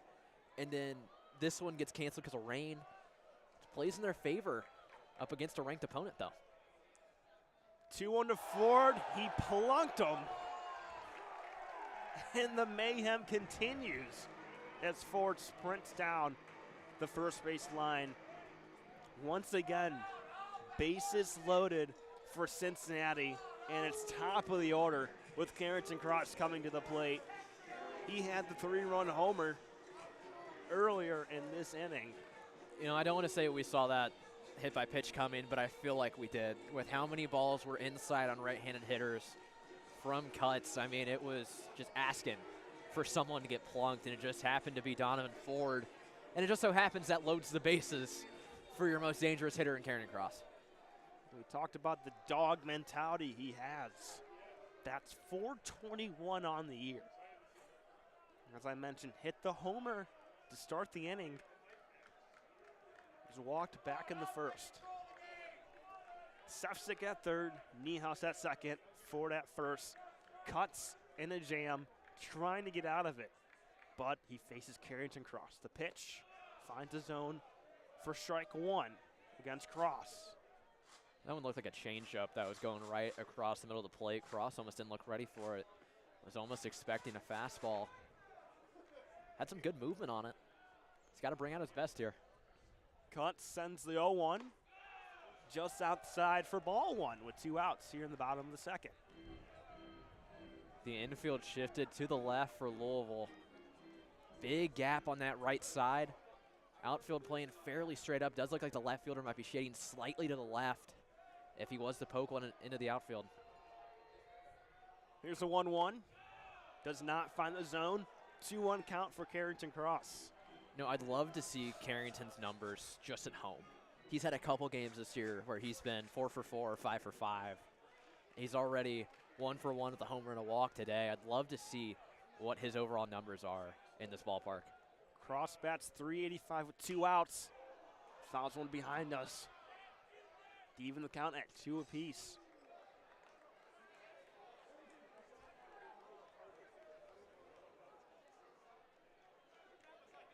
Cats up 8-2 against the Cardinals. Bases are loaded. Here in the bottom of the second, Cincy has scored 6 runs in this bottom half of the second. Looking to do more damage. Here's the pitch across. Cross fouls it right side off the netting once again. Here before that pitch, Louisville pitchers, they've thrown 78 pitches. 40 of them have been strikes, 38 of them have been balls.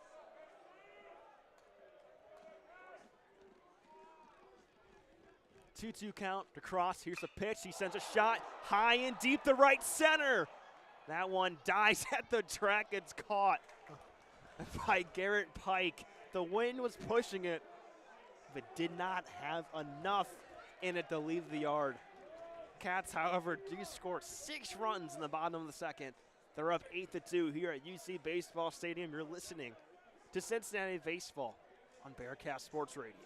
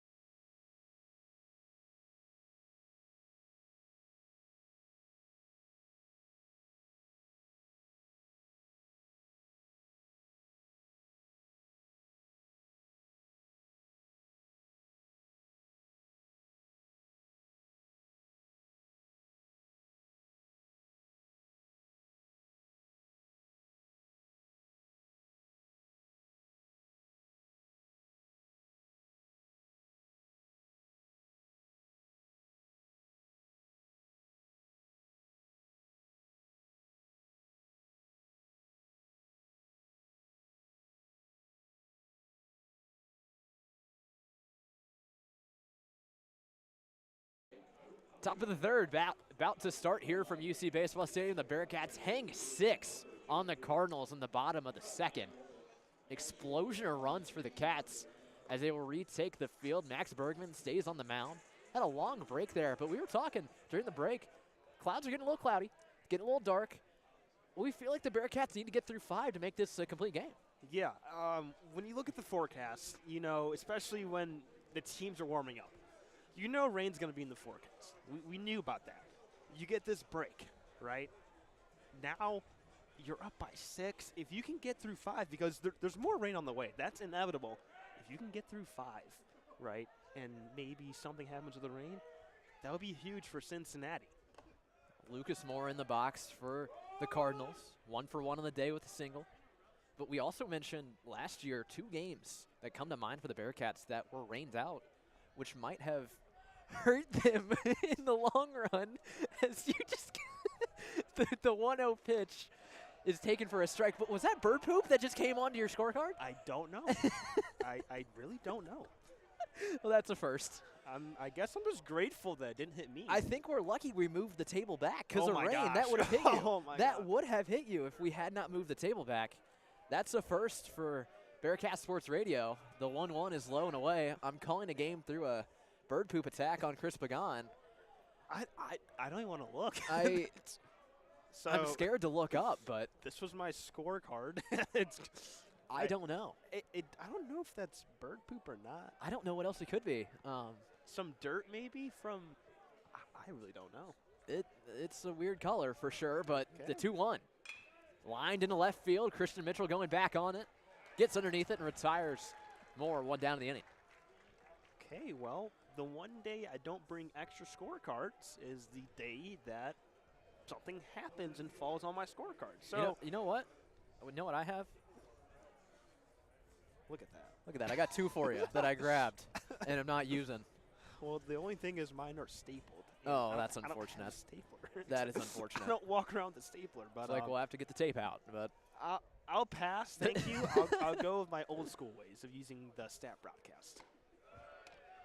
Zion Rose in the box for the Cardinals. Rose sack bunt in the first inning. First pitch missed away, 1-0 count.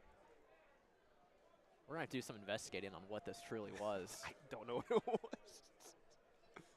Oh, plunked in the back. That one got away from Bergman. Rose is going to reach on hit by pitch. That's going to leave a mark in the morning in this cold weather. Oof, that one's definitely stinking right now, I'll tell you that.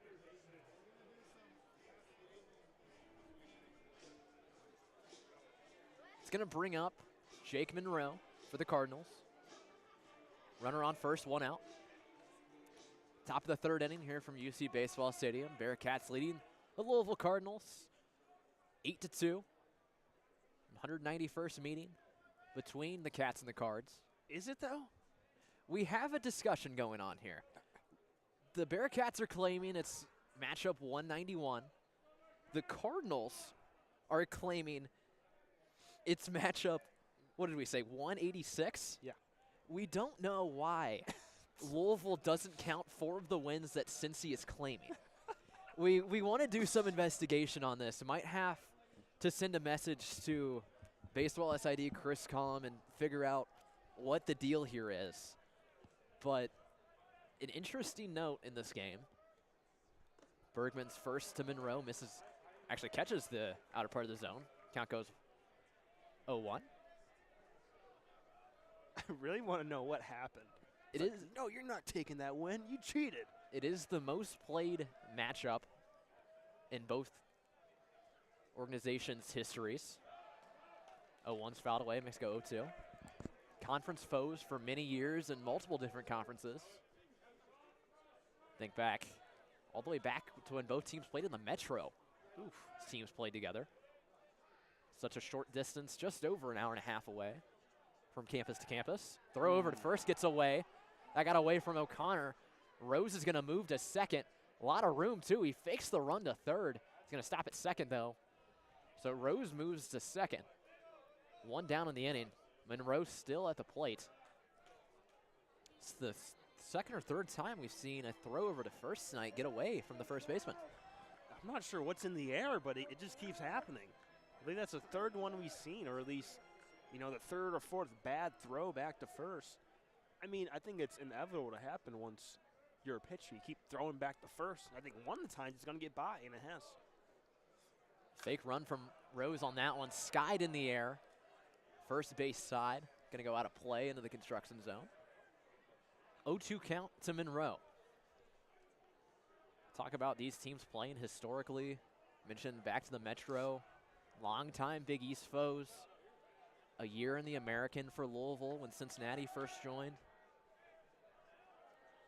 Bergman looks back at second. Now here's the pitch. 0-2 misses away, a 1-2 count. You're looking at the last 5 matchups. Louisville has won 4 of them, including a 11-5 win last year. But Cincinnati, their last one against the Cardinals came back in 2021. They won 13-12 here. Pitch down in the dirt. Good block by the catcher Natili. 2-2. Dan McDonald, 27-6 all time against the Bearcats. Strong coaching record for the Cardinals. It's really elevated that program. Put them in national attention. I mean, anytime a coach stays with a team for 19 years, that really just speaks volume for itself already. Bergman's 2-2, grounded foul. 114 MLB draft picks for the Cardinals all time. Majority of those coming under Dan McDonald. Multiple College World Series appearances. Might remember just a couple years ago, Louisville had a pitcher leaving the mound against Vanderbilt. Said some choice words that was caught on camera. Classic clip from the College World Series. What did he say? Can't say that on air. 2-2. Misses outside. Runner throws down to third. Slides off the bag, and he's out. Slid too much on the AstroTurf, and Cross held the tag. Record the out.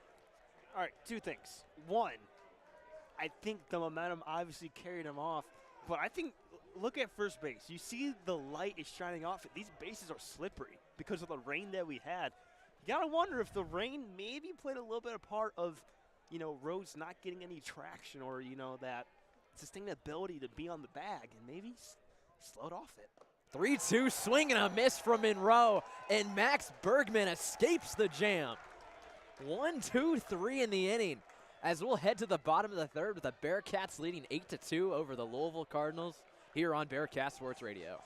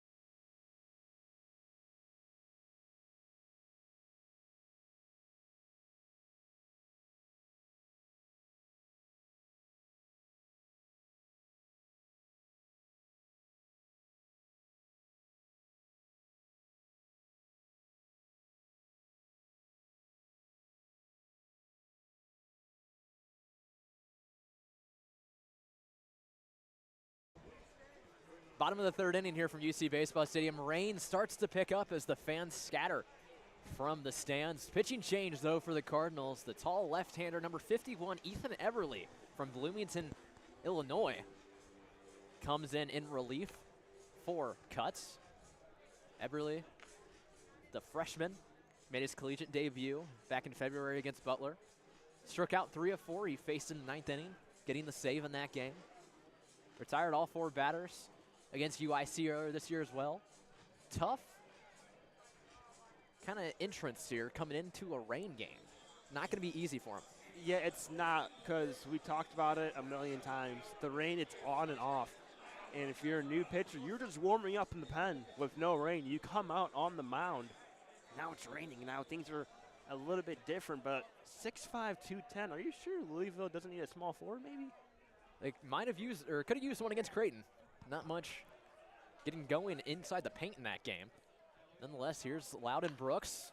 Swings to the first pitch, sends it to the first baseman early. Going tagging himself, 1 down in the inning. You know, that ball took a weird bounce on the turf. You really couldn't see it, but it might be one of the lowest exit angles I've ever seen. -57. Almost as dead straight into the ground as you can get. 1 down, though, for Landon Vitterick. Vitterick 2 for 2 on the day. Single, 2 singles, in fact, 1 RBI. RBI came in the first. Left-handed shift on for him. Infield shifted towards the right. Second baseman playing just on the outfield grass. Shortstop playing almost even with second base. Everly sets in the mound, kicks. Here comes the first pitch. Breaking ball, outside corner for strike 1. You know, we see the Bearcat down below is trying to make, you know, a lot of distractions for Everly. Best he can, waving his arms up. He's got a kid on his shoulder. I've never seen him pick a kid up like that before. It's good for the Bearcat. Everly sets the 0-1 to Vitterick. Fastball in the zone, strike 2. 0-2 count. Dark skies over Clifton.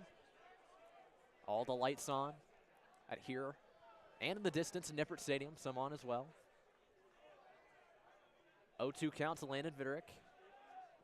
Everly kicks, delivers. Here comes the pitch. Breaking ball just high and outside. 1-2 count. You know, Vitterick, he has such good plate discipline, too. We saw him struggle with that last year. A lot of strikeouts. It's definitely been a part of his game that he's worked on a ton in the offseason. 1-2 from Everly. Check swing, didn't go. Breaking ball in the dirt.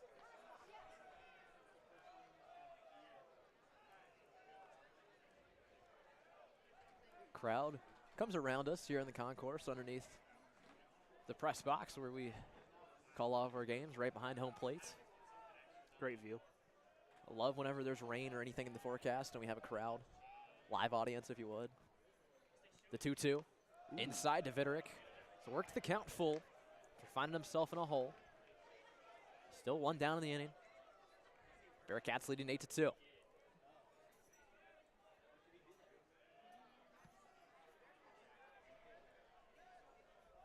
Everly kicks the 3-2 on the way. Fouled off, right into the dirt. Do 3-2 once again. You know, if I'm the pitcher, Everly, no, that fastball, I've had some success with it so far. It might be the pitch I stick with, especially against a guy like Vitterick. You know, you got to put it away from him. Put it on the opposite side of the strike zone against Vitterick. Make him swing at it. 3-2. Vitterick grounds it to the second baseman. Hot crashes in on it, throws it to first, retires Vitterick, 2 down in the inning. So Vitterick goes down, ground out to the second baseman. It's going to bring up Jack Natilli.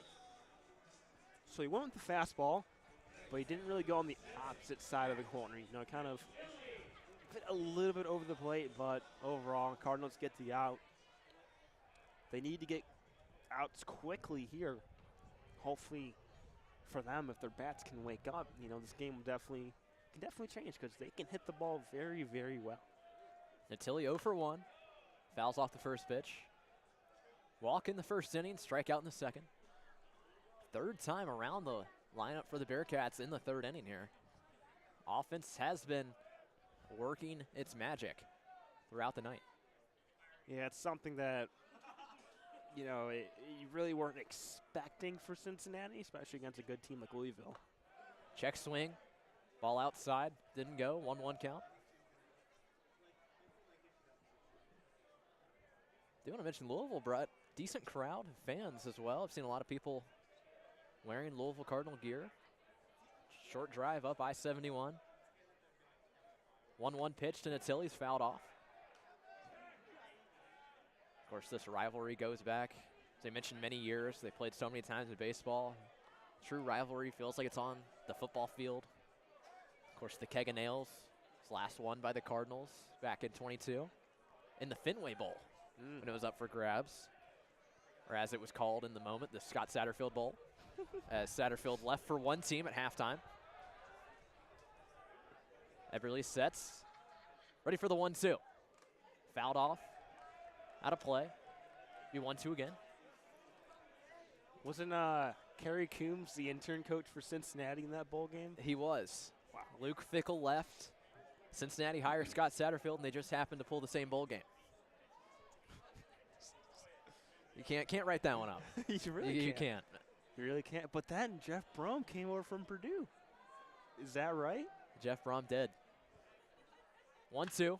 Grounded through the hole on the left side. That's a 2-out single for Jack Natili. Bearcats trying to keep this third inning alive. Rally Cats, I guess, but you can't really say Rally Cats when you're up by 6. Maybe 2-out Cats. That thing of a term, but overall, good piece of hitting right there by Natili.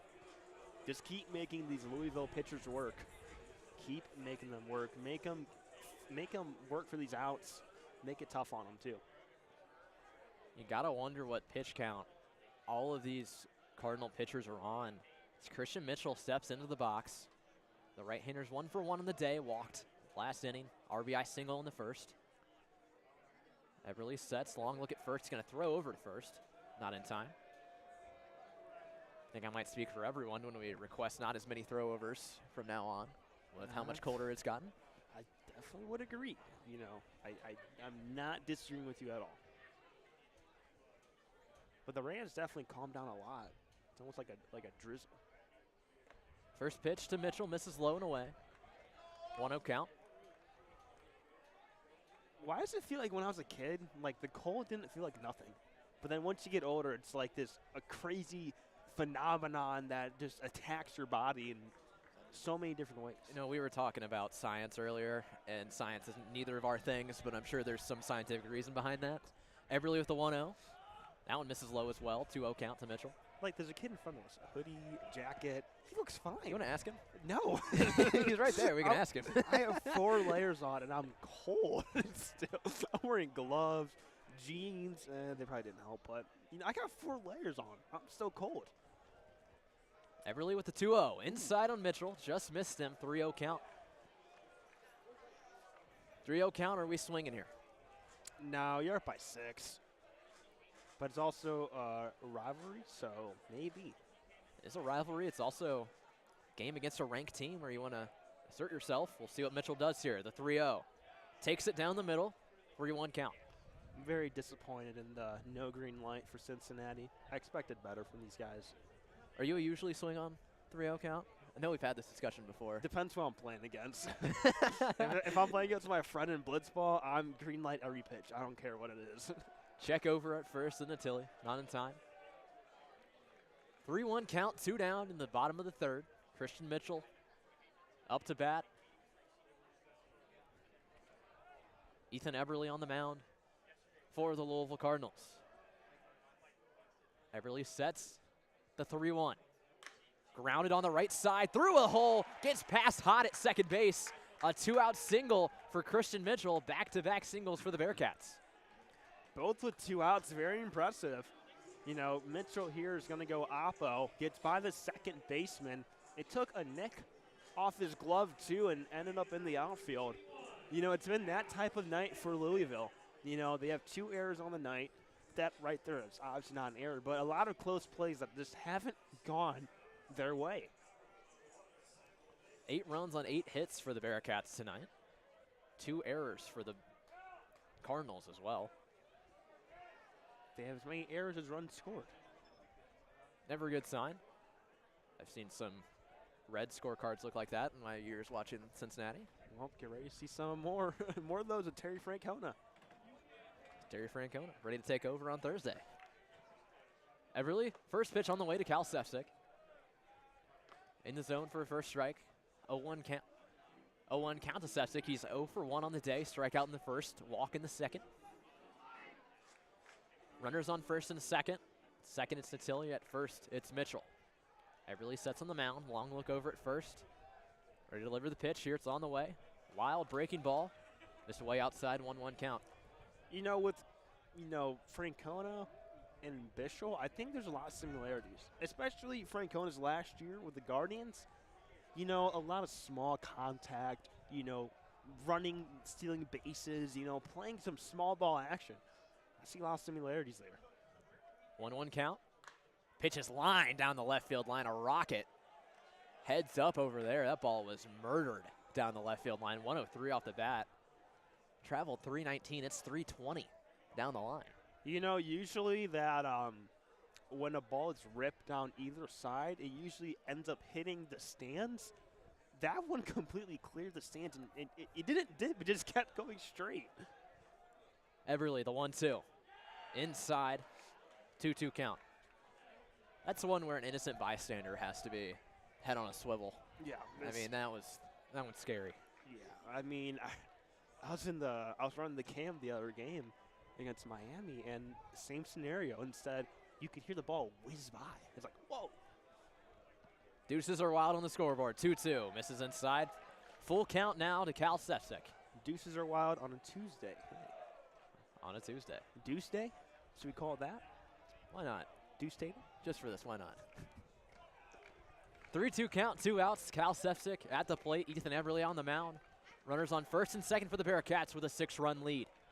Everly sets, trying to escape the inning. Inside, ball 4, almost hit him. Runners were going, doesn't matter. Bases are loaded with 2 down. I don't want to be that guy, but looking at the rain and the wind, I'm going to expect these pitchers to lose some control on these pitches, especially when you try and throw a 90-mile-per-hour fastball. Maybe it's not going to hit the zone that you're always going to hit. It's going to be a little more tough for the the pitchers, trying to grip this baseball in these type of weather conditions. Tommy O'Connor, the big lefty, steps in, batting .244 on the season. He's 0 for 2 tonight with 2 strikeouts. Bases are loaded with 2 outs. Swings at the first pitch and fouls it away. Connor just needs to get a base hit here, really trying to boost that confidence, because you mentioned 2 strikeouts today. He needs to remain calm, be composed, and get that base hit and drive in a couple runs to end that slump. Rain continues to come down. The 0-1 to O'Connor. Check swing, he went. 0-2 hole for him. Swung at one in the dirt.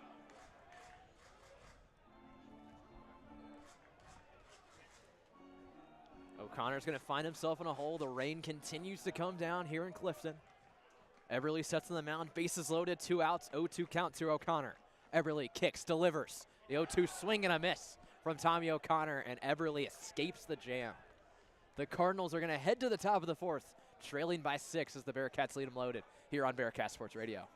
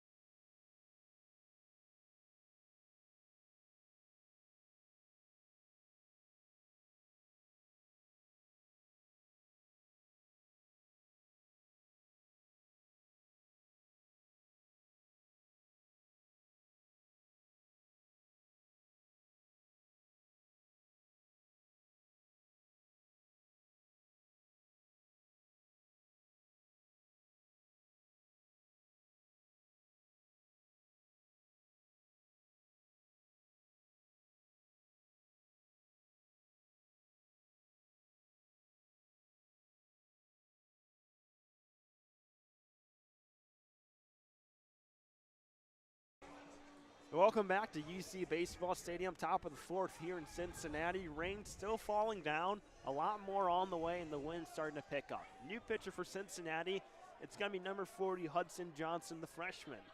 Johnson, first pitch is up in the zone for ball one. The batter here, Garrett Pike. He's a 1-for-1 today with a 2-run single back in the first. Now for Johnson, his last appearance came on the 21st against BYU. Another swing and a miss for Pike, 1-1 count. For Johnson, pitched against BYU on the 21st, 2 2/3 innings pitched, gave up 2 earned runs, had a strikeout and a walk for the freshman. There's the 1-1. That one does not find the zone. 2-1. We're going to send it to our analyst, Aiden Riggs, with a scouting report on Hudson Johnson. Really good start to the career for Hudson Johnson here in Cincinnati. You know, he's got 3-pitch repertoire, fastball, changeup, slider. That pitch going to find the zone. But he has a fastball with a lot of deception and really mimics his slider with the way he throws it. His slider's only coming out about 20% of the time, so it is a heavy fastball rotation. But the way it mimics it is really deceptive to the hitters, gets them to bite on a lot. He started the season on the road with the Bearcats, getting a lot of appearances, some strong outings against some tough competition. See if he can continue it now as the Bearcats get into Big 12 play. You know, as a freshman, Johnson has had a lot of appearances on the mound as he delivers the 2-2 to Pike. Swing and a miss, strikeout. Pike goes down swinging, 1 down here in the top of the fourth. But for Johnson, he's seen a lot of action as a freshman. He has, and you know, talk about that fastball having some deception with the slider. That fastball's got some movement on it too. That's negative 12 degrees of break. I mean, that's an impressive amount of just horizontal break throughout the zone, especially with him being a lefty. That matchup against a righty, with how he throws, it's going inside on him. At the plate, Eddie King Jr. He singled back in the first, fouls that one off. Down 0-1 in the count, 1 out here in the top of the fourth. Eddie King Jr. for this Cardinal team, he's a guy that's been around a couple years down in Louisville. He's had some huge hits for this team. I remember a couple years ago, I watched him hit a walk-off home run, a game that I went to down in Louisville. I mean, he's a guy, sneaky speed as well, doesn't always show it because he has some trouble reaching base at times, but when he gets on in big situations, he delivers. Here's the 1-1. King grounds it foul left side. Here's a fun fact for the senior out of Linwood, Illinois. He recorded Louisville's first inside the park home run last year since 2005. If I'm correct, you were born in 2005, right? I was actually. Wow. Here's the 1-2. Did he go around? Did not. Evens the count at 2-2 with 1 out. No, the thing I'm most surprised about that is that you knew what year I was born in. Well, if I'm born in 2004 and you're a grade below me, I got to figure it's 2005. You were correct. If it was Justin, it'd be 04, though. 2-2 count, swing and a miss. King goes down swinging, back-to-back strikeouts for Hudson Johnson. 2 down here in the top of the fourth. A lot of dark-looking clouds off to the north as the sun is around its usual time. It sets. Daylight heating, daylight itself going away, but more rain on the way here in Cincinnati. At the plate, it's Taggart Tyson, 0 for 1 today. Bats .353 on the year. Swings at the first pitch. No, you brought up fun facts. I'm gonna give you a fun fact or a question, a trivia question. Okay. After this pitch, I'll give it to you. Fouled away right side, 0-2. I'll give you time. I won't give you the answer until we come back for the next inning. We'll let people listening see if they can figure this one out. I'll call it the scoreboard stumper. Okay. Louisville Slugger Field, AAA ballpark in Louisville, home to the Louisville Bats, AAA affiliate of Cincinnati Reds. Can you name the player that had the first ever hit in Slugger Field history? Wow. 0-2. Strike 3. Johnson strikes off the side. Cats up 8-2 as we enter the bottom of the fourth. Cincinnati rolling against the Cardinals. We'll take another break here on Bearcat Sports Radio.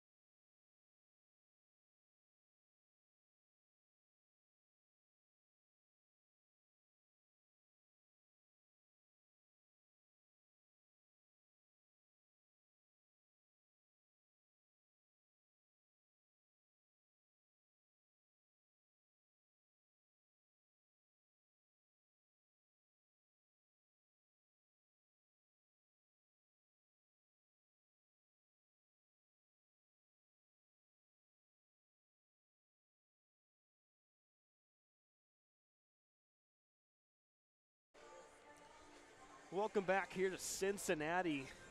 Cats up 8-2, bottom of the fourth. A pitching change for the Louisville Cardinals. It's going to be Taji Davis, the freshman from Philadelphia, Pennsylvania, comes in for relief for Louisville.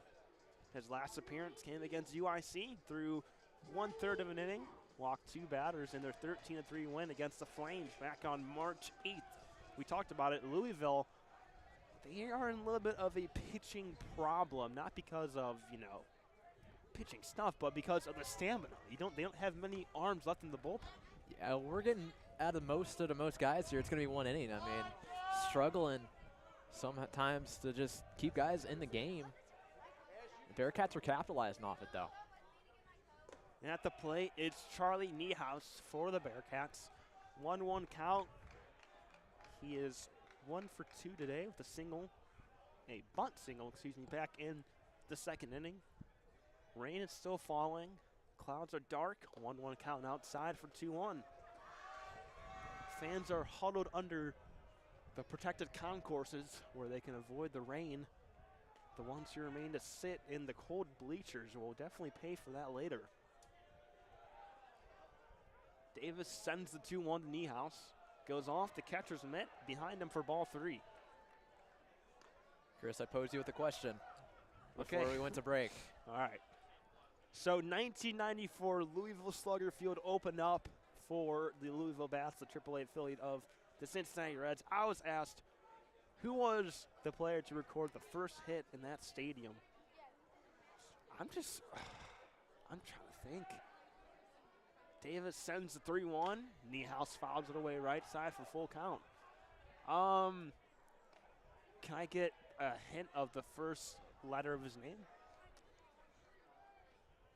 Do you want first letter of first name or last name? First name. D. Deion Sanders. It is, in fact, Deion Sanders. Deion Sanders, the Louisville River Bats legend, got the first ever hit in Louisville Slugger Field history. Oh, my God, that's awesome. That's a crazy pull. Niehaus fouls it away right side. I was trying to think of, all right, who played in '95? Because, they're a AAA team. See, so I thought about giving you the hints of saying, don't think baseball, but that was going to give it away. Oh, That's my why I gosh. also asked, do you want first or last name? Because I was going to give you D for Deion. It is, in fact, Deion Sanders. Wow. Talk about that. Louisville Slugger Field, home to the ACC Championship 5 or so years ago. Niehaus rips one to left center. That one off the top of the wall. There's a collision in the outfield. Niehaus rounds second. He goes to third. Stand-up triple for Charlie Niehaus. 101 off the bat of Niehaus. Ball traveled 360. Looked like it might have been out, and on a normal day, it probably is. The wind just keeps it in. Scary collision in the outfield between Rose and Moore. Both get up easily, but a leadoff triple for the local kid. Bearcats trying to add on to their total here in the fourth. You mentioned that quite a bit. We've seen that happen a lot today where these hard-hit balls are kept in play because of the wind. The wind is pushing towards, right field, and it's keeping these balls hit the left center in. At the plate, Donovan Ford. Ford is 1 for 1 today. Another bunt single back in the second. He was hit by a pitch as well as the Bearcats batted through the order in the second. Here in the bottom of the fourth, Cats up 8-2. Niehaus at third. On the mound, Taji Davis. Davis sends the 1-0. Fouled away right side by Ford. Sets up a 1-1 count with no outs here at UC Baseball Stadium.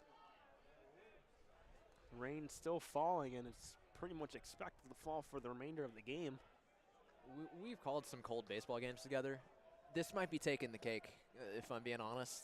The rain mixed with the wind, with it being 40 degrees in general. Base hit in the left field. Ford will bring home Niehaus. Cats up 9-2. Here in the bottom of the fourth. That's going to be Donovan Ford's 10th RBI of the year for Cincinnati. Beautiful piece of hitting from Donovan Ford, able to square up that low breaking ball. Sends it right through the hole on the left side. And look who's up to bat again. It's going to be Carrington Cross. He had the 3-run bomb in the second inning. He also flew out to right field to end the second as well. As I mentioned, the Bearcats batted through the order. And what seemed like that ball was going to leave the yard, but the wind kind of played with it a little bit. We saw Pike make the catch at the warning track. Cross bats .416 on the year. At the plate, takes a strike first pitch. Going back to your point, you know, I am kind of cold, but I'm not as cold as I were for the lacrosse game I did back in February. That game was awful. I was running camera, and I was cold. Now, here's the 0-1. Cross fouls away right side, 0-2 count. I know exactly what game you're talking about because me and Chase, in fact, did that from the booth where we were nice and warm. Oh, wow. And you were left stranded by some of our directors and producers that didn't even give you a headset to know when the game. Look, it would have been better if I could listen to you guys. I couldn't even do that. We gave you many shout-outs. We did. Thank you for my poor camera work. We were calling you a trooper. The audio didn't work for half the game anyway. You were all we had. That one gets by the catcher, Tyson. Ford will advance a second on another free passage. What made it worse was that it was a single cam, and I was freezing. Like, I was freezing. It was 20 degrees for that game. I mean, it was. The forecast said it would be 40. I was like, oh, okay, that's fine, that's fine.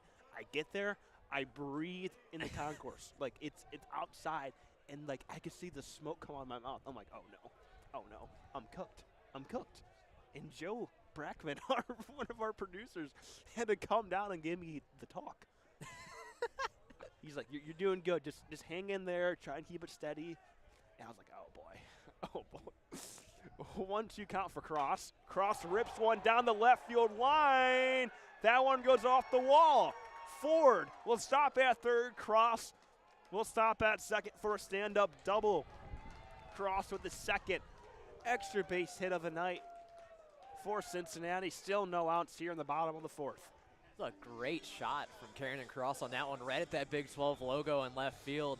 Donovan Ford was playing safe on it. I think he thought it might have been going right at the left fielder Rose. Only able to advance to third. Kind of got lucky, too. The throw was behind him. Had to stay on the bag. But Loudon Brooks can really blow this thing open. It's already 9-2. You got to be thinking the Bearcats, they can get these 2 runs in. Sitting really nice. Loudon Brooks 0 for 1 today. Was hit by a pitch back in the second. Runners on second and third, no outs.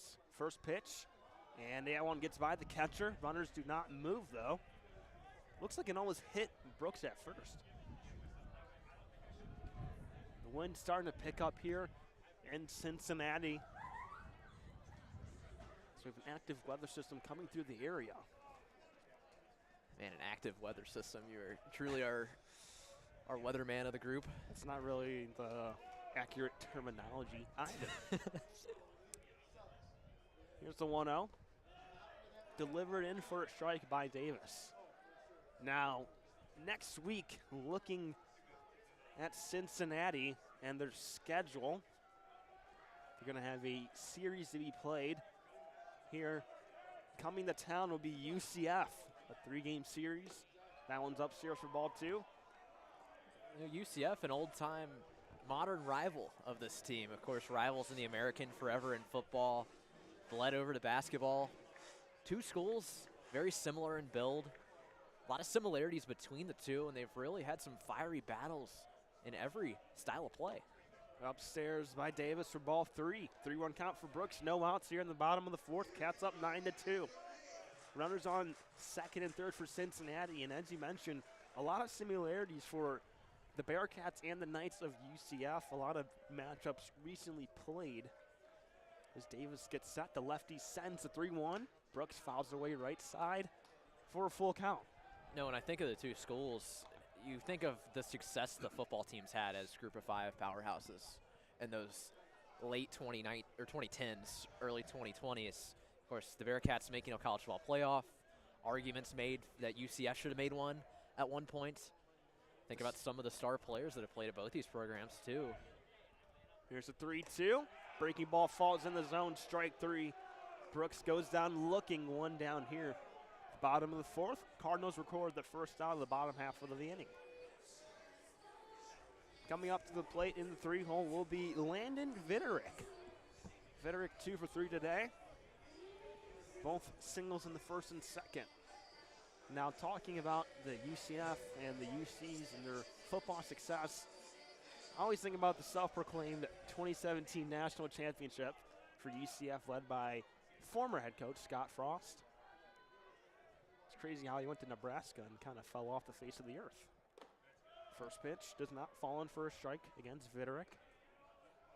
No, when you talk about that 2017 self-proclaimed national championship, I was in Goodwill in 2023 with one of my friends, and shout out Colin Duncan. We found a shirt that was 2017 UCF national championship. He still has the shirt. Okay, as long as they got it. He got it for $5, still has it. Don't know why the shirt was in Louisville, Kentucky at a Goodwill, but hey. I think that's No. kind of sums up Goodwill. It's why is this shirt or this item here in this location? It has no association whatsoever. Vitterick lines one down the first base line. That will score 2 runs. Vitterick rounds first, heads in the second. Landon Vitterick, a 3-hit day for the hometown kid. Puts Cincinnati up 11-2 here in the bottom of the 4th. Beautiful base hit from Landon Vitterick. Just squeezes it by the first baseman early. Down the line it goes. They go down the drive in front of us, but the Bearcats lead by 9. Remember, this Louisville team was ranked 18th coming into this matchup. They're down 9 to Cincinnati, a team that struggled recently, losing their last 5 of 6. But looking at Louisville, you know, they may have started the year red hot. You know, they started 16-2. Ever since that, they're 3 for their last 3. Or excuse me, 3-3 in their last 6. No. Throw back to second, not in time. The ACC is not a conference to necessarily slouch at baseball. I mean, they've got some good teams, teams that consistently battle to make it to Omaha. When you think of baseball conferences, they're definitely one of the top 3 that you think of when it comes to SEC, Big 12, and I'd throw the ACC right behind them. I mean, being down south, they have such a recruiting hotbed. You got teams like Clemson, teams like North Carolina, Florida State, Duke in past years had a lot of success. But then you also have some schools up north with a team we mentioned earlier that doesn't have it, or a school that doesn't have a team is Syracuse. They're the only team in the ACC that doesn't have a baseball team. No, now with the addition of Cal and Stanford, the West Coast, you add in some new flair as the Pac-12 when it was around. It's a strong baseball conference. You think of teams like Oregon making it to Omaha, Arizona, of course, now in the Big 12. They made it a couple times. You know, conference realignment has made things a lot different here in the college sports landscape. Jack Tilly at the plate, sends a base hit into right center. Vitterick rounds third, throw to the plate, not in time. RBI single for Natilli as he advances a second. As the ball got by the catcher, Tagger Tyson. Bearcats have scored 4 runs in the bottom of the 4th. They're up 12-2, a pouncing and a mauling of the Louisville Cardinals. I mean, what an offensive performance here from the Bearcats. I mean, just not letting up at all, foot on the gas all the way. And you look on the scoreboard, they lead by 10. Do wonder, is the run rule in play if we get to the 7th inning and the Bearcats retain this lead? With how things have gone and, you know, the state that Louisville's in when it comes to a thin bullpen, it might not be against ending this game a little early. Well, sure wouldn't mind us either. We're out here in the cold. Christian Mitchell at the plate. That one is a wild pitch, completely through and behind Mitchell. Tilly advances to third. Tay G. Davis having a lot of trouble finding the zone, just like the rest of the Louisville Cardinals today in this matchup against Cincinnati. Tension's a little high here as well. Fans not taking that play easily. So cold, I'm almost starting some of my words here. The wind keeps picking up. Well, I'm in the same boat, and I keep stuttering a little bit too. It's all right. Meyer shivering, but it's a part of the grind. 1-1 count for Mitchell, 1 out in the bottom of the 4th. Bearcats 13 hits on the night. As my spotting board almost fell off. Already caught one for you earlier. Oh yeah, and we had an incident happen to my my scoring card. Downstairs for ball 2. Rain still falling down here in Cincinnati.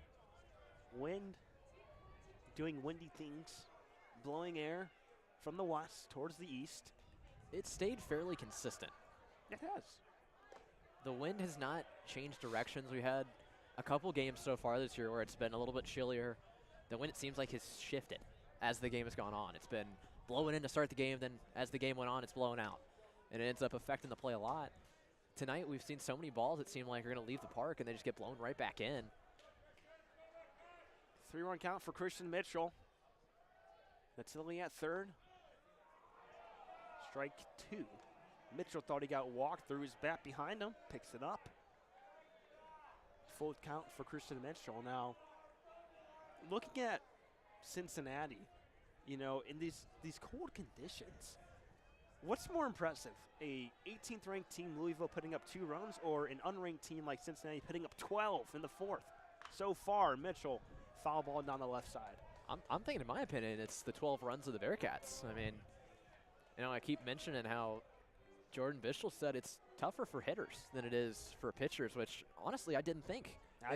In cold weather, he was like, yeah, especially when you get jammed on one, foul ball, step right back in. Hands are still shaking. I mean, it's not easy to bat in these conditions. It's 3-2 to Mitchell. Outside for ball 4. He walked him. Davis walks Mitchell. Runners on the corners. In the bottom of the 4th, Cats still up 12-2. 1 out with Cal Sefcik coming up to the plate. I guess Cincinnati really likes playing in the cold, as there's someone inside Fifth Third Arena in what looks to be the lounge area, waving their flashlight, jumping up and down, in a very warm area that we wish we were in, as the Bearcat has somewhat teleported out the right field. What we're looking at. So first, you see the guy with his flashlight up there. I'm looking at the Bearcat, the Coney, and the cow, getting ready to race right along the right field wall. The Bearcat just teleported. He was just in front of us a few minutes ago. Now he's up there. He works fast. He does. Me and Chase have seen him in 3 different locations within the hour before on campus. You know, it was one of the most impressive feats that we've ever seen. You got to get respect. It's definitely in the application that you got to be a fast mover going point A to point B to point C in X amount of time. He was on Main Street for the pep rally before the Cincinnati-Ohio State exhibition game. He then was at the grand opening of AC Barbecue for Anthony Anderson at Bearcats Cafe. We then saw him on the field at Nippert right after. He was moving. I mean, he was all around. You got to give kudos to the Bearcat, especially in conditions like today. I wonder if he's warm or if they're warm. Sefcik pops one up center field. Moore moves under it, calls off the second baseman, makes the catch. 2 outs, runners will not advance at all. Natilli stays at third. Christian Mitchell stays at first. Coming up to the plate will be Tommy O'Connor. 0 for 3 today with all 3 strikeouts. Looking at the weather radar, rain still in the area. Depending how you view it, the heavier rain is towards the north and east of Cincinnati, towards Montgomery, Milford, and the lighter rain is over Cincinnati, really over the Clifton area. So you got to wonder if the heavier rain was here, it might be having a different story of how this game is being played. O'Connor takes the first pitch as a strike. One thing that sucks is that these gloves I'm wearing do not combat well with my computer. I saw you struggling. I saw you accidentally open Spotify somehow. Yeah, I don't know how that happened. I really don't know how that happened. 0-1 to O'Connor. Takes a breaking ball in for another strike. We talked about it a lot. He loves to take the first 2 pitches. He does. You know, we all probably have split opinions on that. I'm a big swing on the first pitch you see guy because it's often a fastball where the pitcher's just trying to establish a lead in the count. The fans that have stayed here at UC Baseball Stadium currently stand. Some sit. The 0-2. O'Connor swing and a miss. That ends the 4th inning. Cats score 4. They're up 12-2 against the 18th-ranked Louisville Cardinals. You're listening to Cincinnati baseball here on Chatterbox. Excuse me, Bearcats Sports Radio.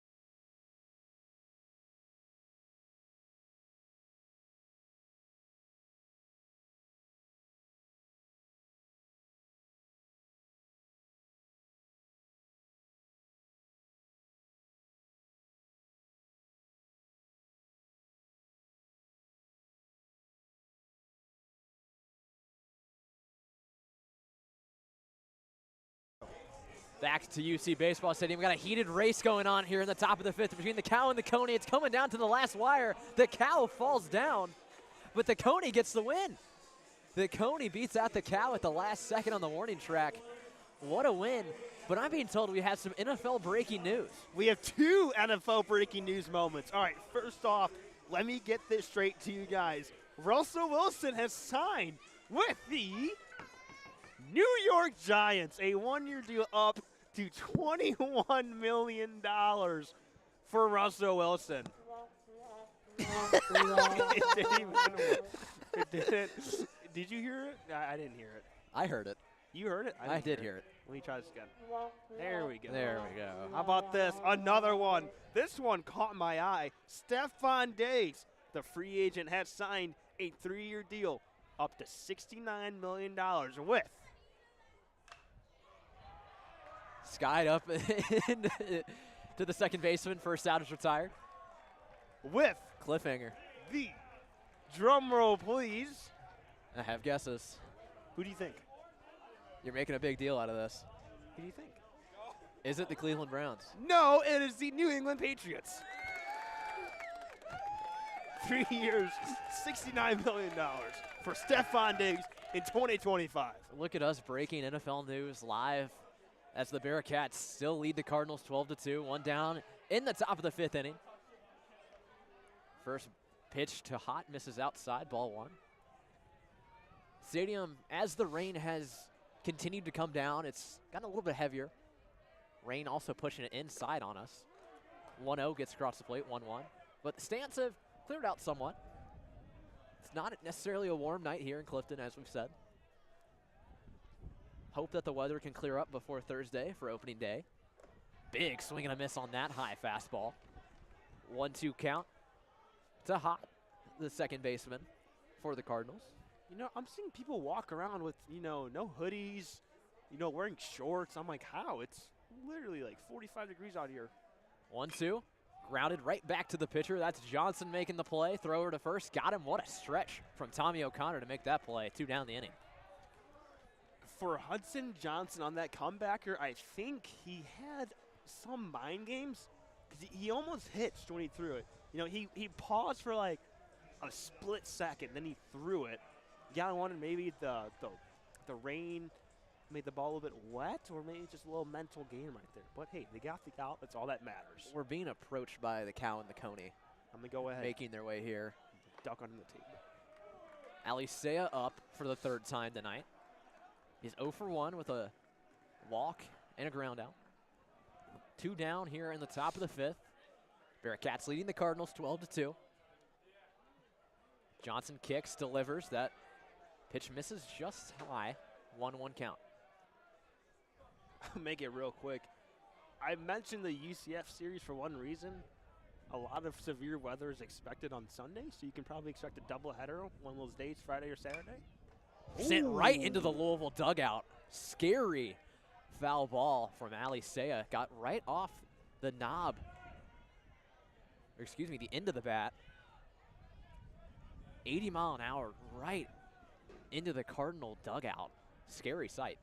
Very scary. I mean, some of them might have checked their pants. I mean, that was very scary.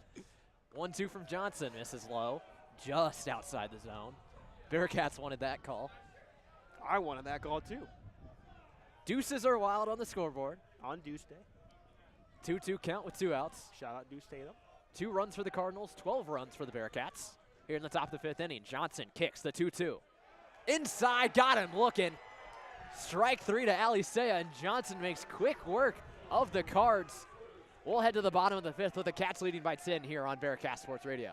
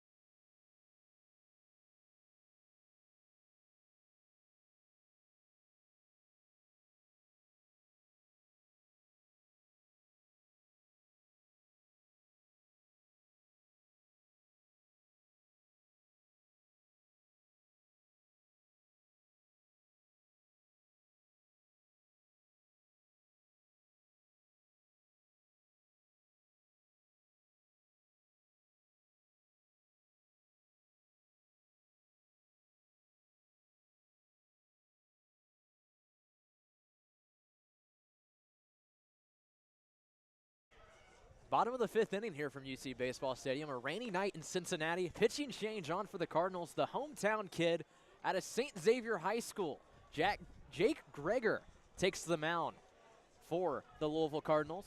Greger, of course, in his senior year of high school, transferred to IMG Academy in Florida. Greger is known for his speedy fastball, powerful pitcher, some dirty off-speed stuff as well. Of course, was on the St. Xavier High School State Championship team in 2022, being one of 2 aces that the Tigers had that year. The other one also in the bullpen for the Louisville Cardinals. Ty Stark, the tall lefty, could see at some point in this game. The rain has severely picked up in the past 2 minutes. It is coming down here at UC Baseball Stadium. We are through 4.5. You do have to get through 5 for it to be a complete game. Look at the wind. It's shifting out towards the west now, towards left field. So Greger sets on the mound, kicks, delivers the pitch that misses low. Ball 1 to Charlie Niehaus. Niehaus in his last time up had the triple. Also has a single, and he reached on an error. A cold night in Cincinnati, Ohio. Crowd has dispersed now behind us. Greger kicks. Big swing and a miss from Niehaus on that one.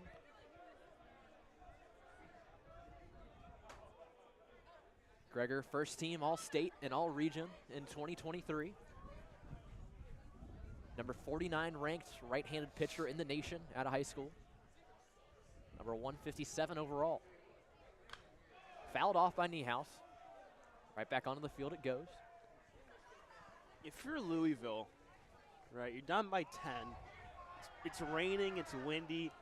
What's going through your mind if you're a position player out in the field right now? What do you think? You want your pitcher to work as fast as possible, if I had to guess. Greger has Niehaus in a 1-2 hole. Greger sets.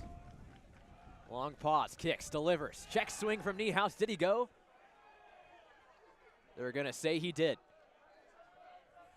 Strikeout for Greger. It's 1 down in the inning.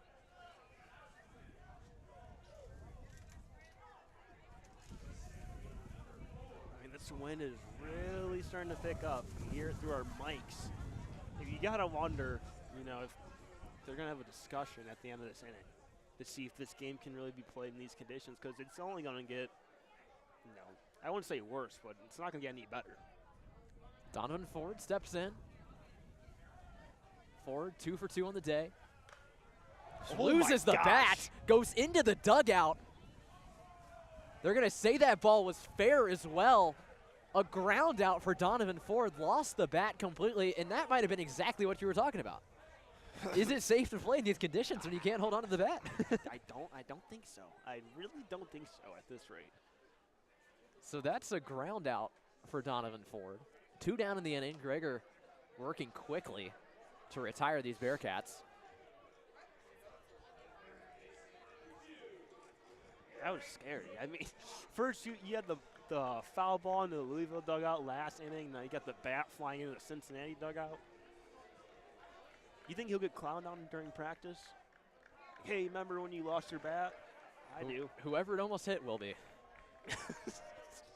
Kieran Cross steps into the box. 1 for 2 on the night. Home run in the second, double in the fourth. Cross high, up and high on him. Just missed him. High fastball got away from Gregor. Control issues could be in play in this weather. Tough to grip the ball. It's tough to grip a small object and throw it 93 miles per hour in the rain without it, losing some control. Gregor kicks. That one gets away from him as well, goes out of play. 2-0 count to Cross. Gregor in high school, a lot of experience at Jim Patterson Stadium. Of course, home of the region tournament, the 7th region in Kentucky, where St. Xavier won it. 2 straight seasons that he was there. Now his home ballpark in Louisville. Gregor sets, kicks, delivers, grounded by Cross through the hole on the left side. Cross with a 2-out single as the Bearcats have life in the 5th inning. Another ball that gets by the infielder of any Cardinal. They're making a lot of tough attempts, but they just don't have enough to field the ball. That's a great piece of hitting right there by Cross. It gets by Monroe. He makes a diving effort, just gets by him. It's another hit for the Bearcats. 14 on the night compared to the Cardinals' 3. Loudon Brooks going to step in. Loudon's 0 for 3 on the night. Was hit by a pitch in the second. Gregor sets on the mound, runner on first. That is Kieran Cross. Gregor sets, kicks, here comes the pitch. Right-hander delivers a strike down the left part of the plate. 92-mile-an-hour fastball. I just remembered my apartment door to my balcony is open right now. It's not ideal. Not the greatest time to remember that. 0-1 count to Brooks. Cross thought about going. That gets away from Gregor, though. Wild pitch on him, and Cross will advance. How many wild pitches is that? I feel like it's got to be like 4 or 5 for Louisville. It's the second by Gregor. I'm going to go 4 or 5, honestly. It wouldn't technically be the second by Gregor. If there was someone on in the last at-bat, there would have been.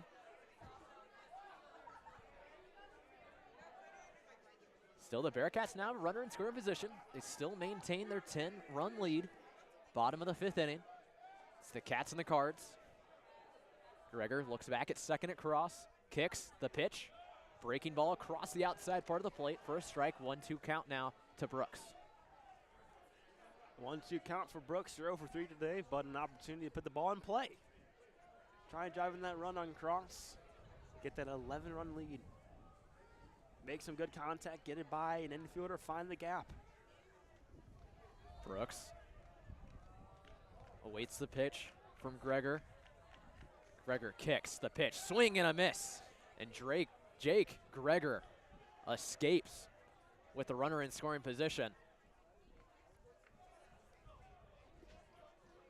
As we'll head to the top of the 6th inning with the Bearcats leading 12-2 here on Bearcat Sports Radio.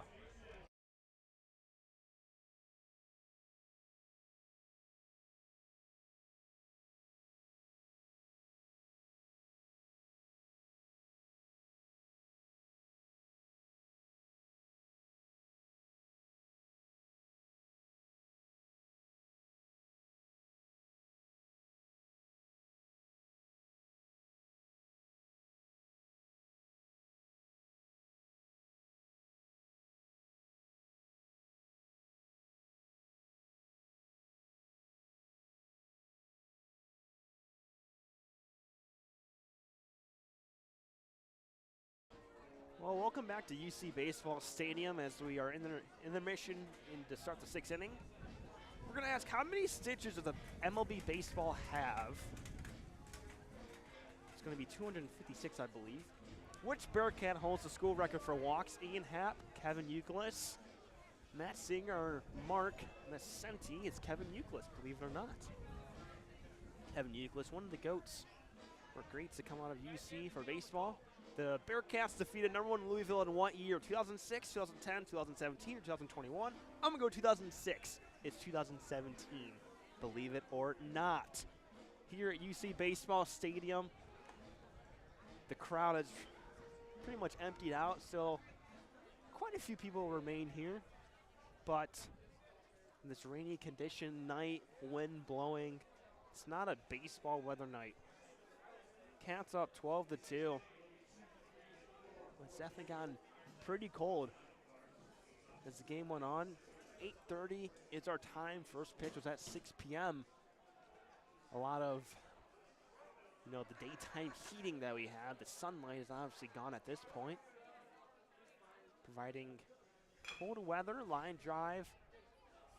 Fielded by the shortstop. Out #1 for the Cardinals. Great play by Charlie Niehaus.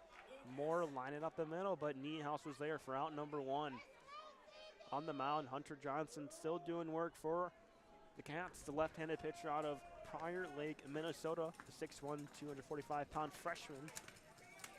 We'll see his outing end as head coach Jordan Bishop comes up, takes the ball, and applauds Hudson Johnson for his great appearance tonight against the Louisville Cardinals. Cats up 12-2 here in the top of the 6th, 1 out. They have a pitching change here in Cincinnati.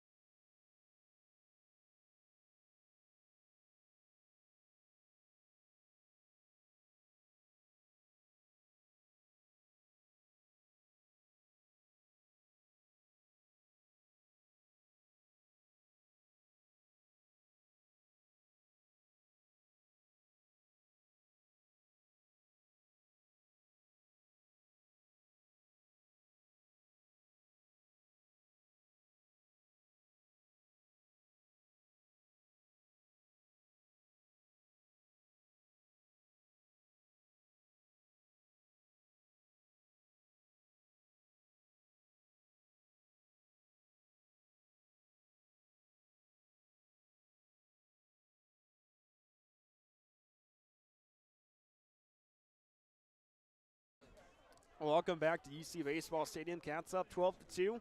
Hudson Johnson's night is done. He goes 2 1/3 inning pitch, giving up 0 hits and striking out 4 Cardinals. On the mound, it's Carson March, the freshman out of Westchester. Comes in for a relief appearance for strike 1, and here comes Aiden Riggs. Special delivery with the hot chocolate. Oh my God, you love to see it. This is a miracle, a miracle. Know who I will say will not be getting a shout out is the guy in front of me who refused to leave without a free hot dog. He talked to every single person in there for a good 5 minutes trying to bargain him to get a free hot dog. Just say you're broke, fam. He did not get a free hot dog. I mean, if I had someone begging me for a free hot dog, your best bet, I'm not going to give you a free hot dog. I don't care if they're $1 or $2. You're not getting one from me if you're going to beg me. Asking for a free hot dog on $2 hot dog night is a choice. It says a lot about your character. At the plate, it's number 32, Zion Rose.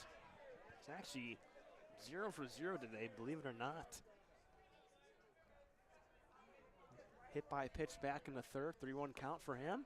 That one finds his own for strike 2. Shout out this hot chocolate. Hopefully it's good, and it can warm us up as we finish off this game. Top of the 6th. Now, Rose is a guy here you talked about in pregame. He's been hot this whole season. He's due for one tonight. 3-2 count. Rose, foul tips. Ends up in the Louisville dugout. Actually, they're going to say, was that a ball? They're going to say catcher's interference, I believe. They're going to give him the base on that one.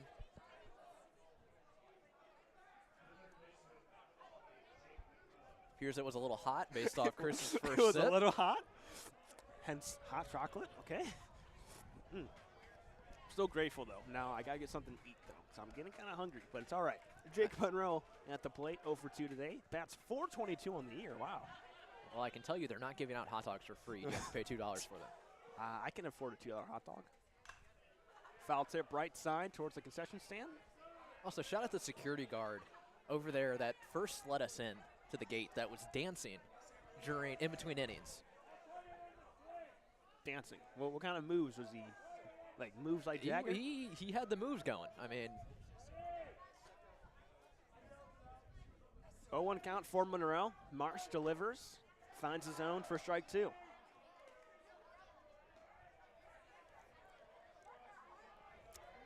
Marsh pitched in 24 games last year, posting a 4.3 ERA in 44 innings pitched for Cincinnati. Here's the 0-2. Foul tip behind. Will remain an 0-2 count for Jake Monroe. Monroe, a junior from Champaign, Illinois, played 2 years at John A. Logan College. Played in 58 games and led the team in nearly every offensive category last year. 81 RBIs for John A. Logan last year. Now I must ask myself, where is John A. Logan? I don't know. Aiden's going to look it up. Thank you, Aiden. But here taking his talents to Louisville. Last year he bat .415. This year he really bats .422. So he's obviously not missing a beat at all after leaving John A. Logan College. Here's the 0-2. Downstairs, can't find the zone for ball 1. Carterville, Illinois. I would assume it has to be by Champaign, you would think. Sounds like a middle southern Illinois. 1-2 count for Monroe, runner on first. Here comes the pitch. That one does not find the zone either. 2-2 count for Jake Monroe. Zion Rose at first. As I mentioned, he led the team in batting average as a freshman last year, batting .380. Perfect game, freshman All-America first team last year. Rose goes, foul ball behind us, hits the netting, falls down onto the turf. Will remain a 2-2 count. I'm actually really surprised that a lot of people are sticking around for this game, considering the weather conditions, the score, 12-2 Cincinnati, top of the 6th, Tuesday night. People got to work tomorrow. We got school tomorrow. It's definitely not what I'd call a pleasant night to be at the ballpark, but Definitely you're not. committed to it. Foul tip. Will remain a 2-2 count. It's been a game with a lot of action. Of course, the Bearcats offense has been so active, especially in that second inning when they exploded for 6. Got 4 more as well in the 4th. I mean, they've been active tonight. 2-2 count for Jake Monroe. Marsh looking back at first. Rose with a slight lead, takes another step over. Marsh delivers. Strike 3, swing and a miss, throw down to second, and not in time. Rose gets a stolen base, but Monroe swings and strikes out for out number 2.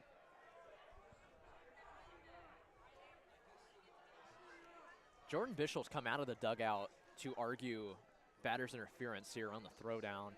He's really talking the ear off of the umpire. Wants them to at least discuss it. Doesn't feel like Natilli had a lane to throw down to Rose. He's not happy at all with his call, even with a 10-run lead. Bischel's still making his voice heard. I was just about to say he's animated, even though he's up by 10 runs. You love to see it because it shows he's not taking his foot off the gas. No matter what the score is, he wants to add it on. He's not pleased right now.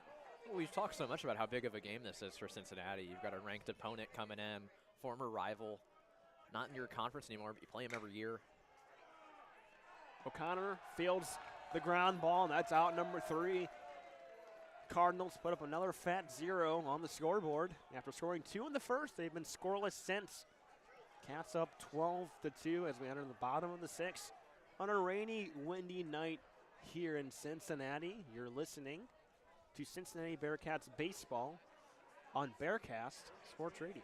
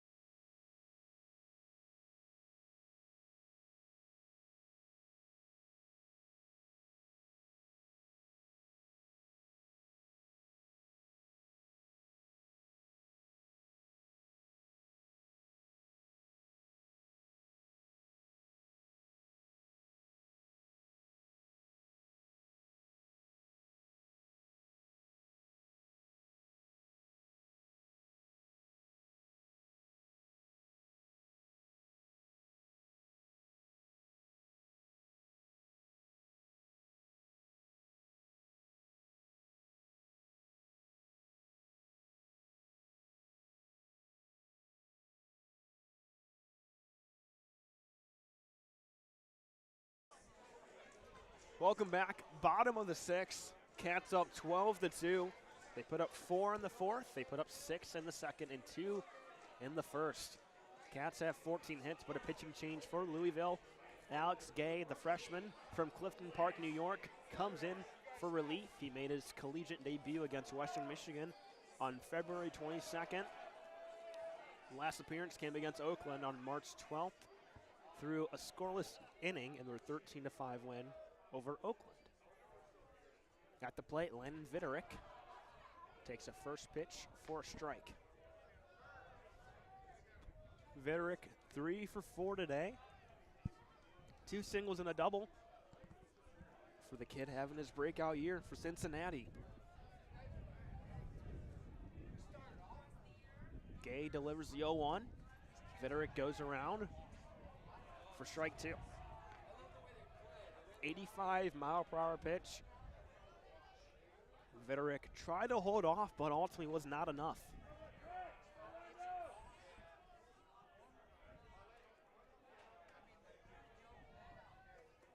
Here's the 0-2 to Vitterick. In the dirt, rather the turf. for ball one, and my pencil has flown off the table.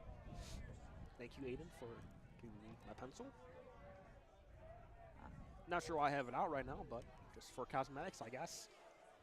On this cold, rainy, windy night, very surprised to see some people wearing shorts and no hoodies. The shorts is the one that's really impressive to me. Inside pitch for ball two, because you are not impressing nobody, little bro. Like, you're not impressing no. Let me reassure that to you. You're okay? more just scaring people away.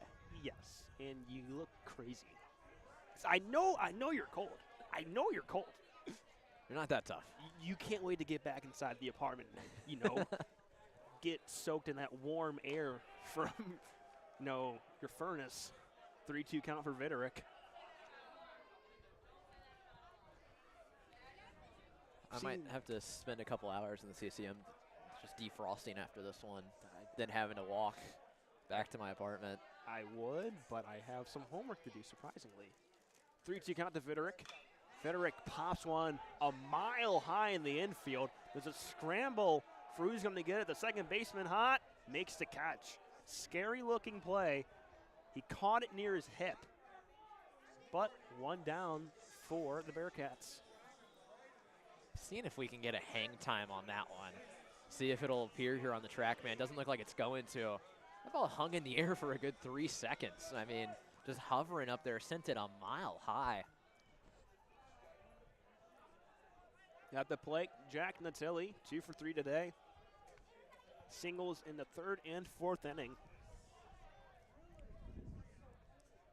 First pitch to Natilli. Falls in first strike.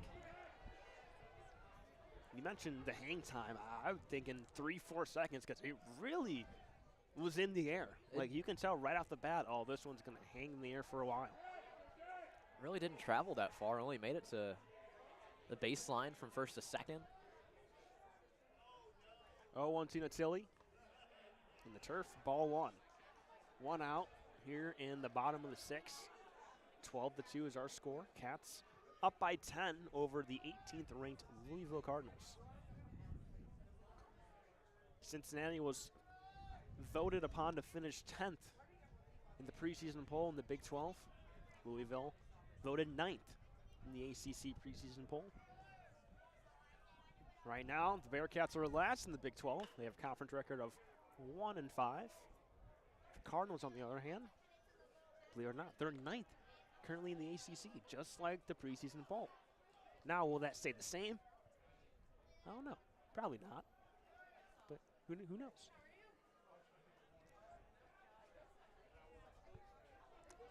The rain is occasionally hitting my face, and it's causing me to get a little distracted with how cold I am. So I think we have a safety hazard. All of our equipment is just, getting rained on a little bit. 1-2 count for Natilli. And the turf once again. 2 balls, 2 strikes, 1 out. It's not due stay just yet. It will be if my computer gets fried from the rain. This net we have behind home plate really sucks at catching the rain. I know it's not its job, but, it would have been a different story. Swing and a miss, a breaking ball, rather a fastball in the dirt for out number 2. Thankfully, we have this facade above us that keeps the rain away. I think it might be the true MVP of the match. if we didn't have it, we would be in trouble right now. We'd be cooked. We are still getting wet from the mist that is being blown in at us, but it's way better with that facade. And I do want to ask you about that lacrosse game you did where you were freezing. Okay. Did you by chance have gloves on? Yes. Did you have what I know they've been doing recently? They've been putting latex gloves underneath winter gloves to keep the heat in. Did you have that? No. We had. You were robbed. You were robbed. Yeah. I was a pioneer. These kids You wouldn't laid the have- foundation. Yeah, these kids wouldn't have those latex gloves if it weren't for me. Because I was freezing and shaking that camera because I couldn't control it because I was so cold. Was the reason why they're like, you know what, we can't have this happen again. Latex glove. And I didn't have hand warmers either. You weren't even getting class credit either. Dude, I was getting paid by hourly wage. 1-1 count for Mitchell. But yeah, I think it's arguably one of my worst camera operations ever in my life. And like I said, the fact it was a single cam doesn't make it any better. Makes it funnier and worse. You had the excuse, though. I really kind of didn't. Mitchell flies it up to center field. 3 Cardinals sliding and making the catch was Garrett Pike to end the inning. Cats do not score any runs this half inning, believe it or not. But they're up by 10. You're listening to Cincinnati Bearcats baseball on Bearcats Sports Radio.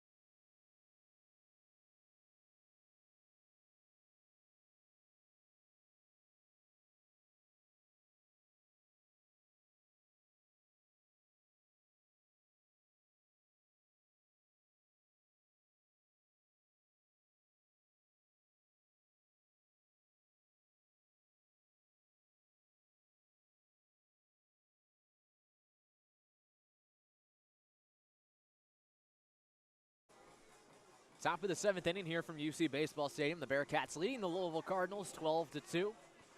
10-run lead for the Bearcats. We don't know if it's in play, but potential for the 10-run rule after this inning if the Bearcats do retire the Cardinals without allowing a run. Cardinals came into the day ranked 18th overall in the nation. Eddie King up at the plate for the Cardinals, 1 for 2 on the night. Carson Marsh misses with the first pitch, 1-0. Some other action going on in the Big 12 tonight. West Virginia currently leads Marshall 6-0.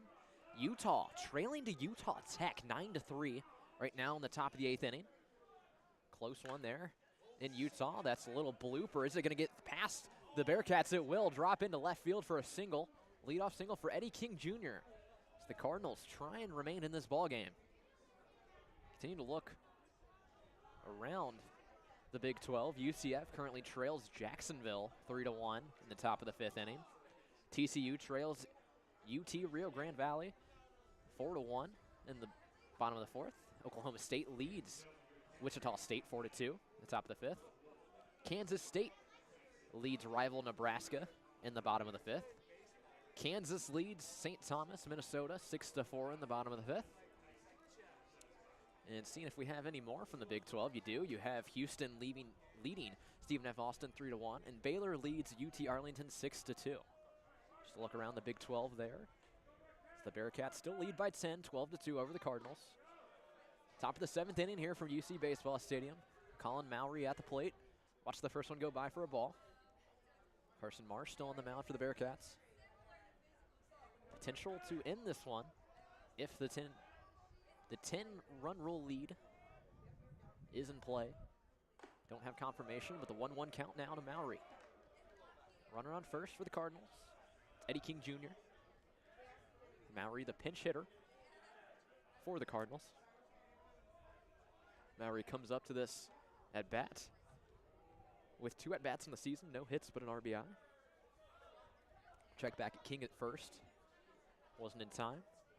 Quickly regathers his lead. King with a decent-sized lead on first. Marsh, long look in. The pitch, 1-1's fouled away. It's going to make the count go 1-2. Crowd is dispersed heavily here from UC Baseball Stadium. Rain continues to fall has lightened up a bit. Still a light mist falling down on the crowd here at UC Baseball Stadium. Cold breeze remains, 1-2 count. Misses inside, count goes 2-2.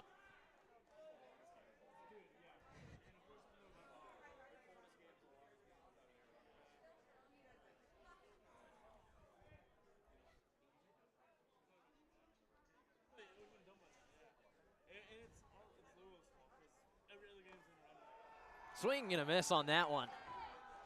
Gets him looking. Mowry goes down, as I'm being told there's no run rule in play. So we'll play all 9 here from UC Baseball Stadium on this cold night. Chris Pagan now back on the headset's going to love to hear this. No run rule in play.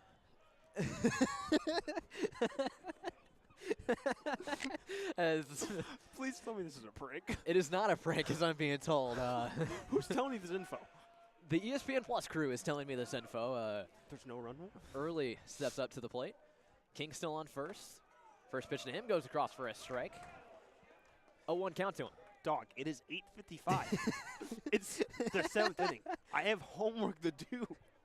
Oh, my gosh. Chat, we're cooked. Long look in from Marsh. The pitch just outside. 1-1 count. Of course it stopped raining, too. Look at this. Incredible. It is cold. It is still windy. I'm standing. The rain has stopped. When I stood up to go grab our hot chocolate, my knees hurt. Oh, my God. It was bad. It was bad. Marsh kicks, delivers. Lined right at Carrington Cross. What a grab. He's going to double him up at first.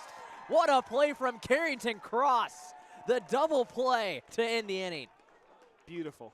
Beautiful. Perfecto. Perfecto. I mean, it's a line drive right at him. Makes the catch. Doubles him up. It doesn't get any better than that. Time for the 7th inning stretch here for UC Baseball Stadium. The Bearcats lead 12-2 over the Louisville Cardinals. We'll be back shortly here on Bearcat Sports Radio.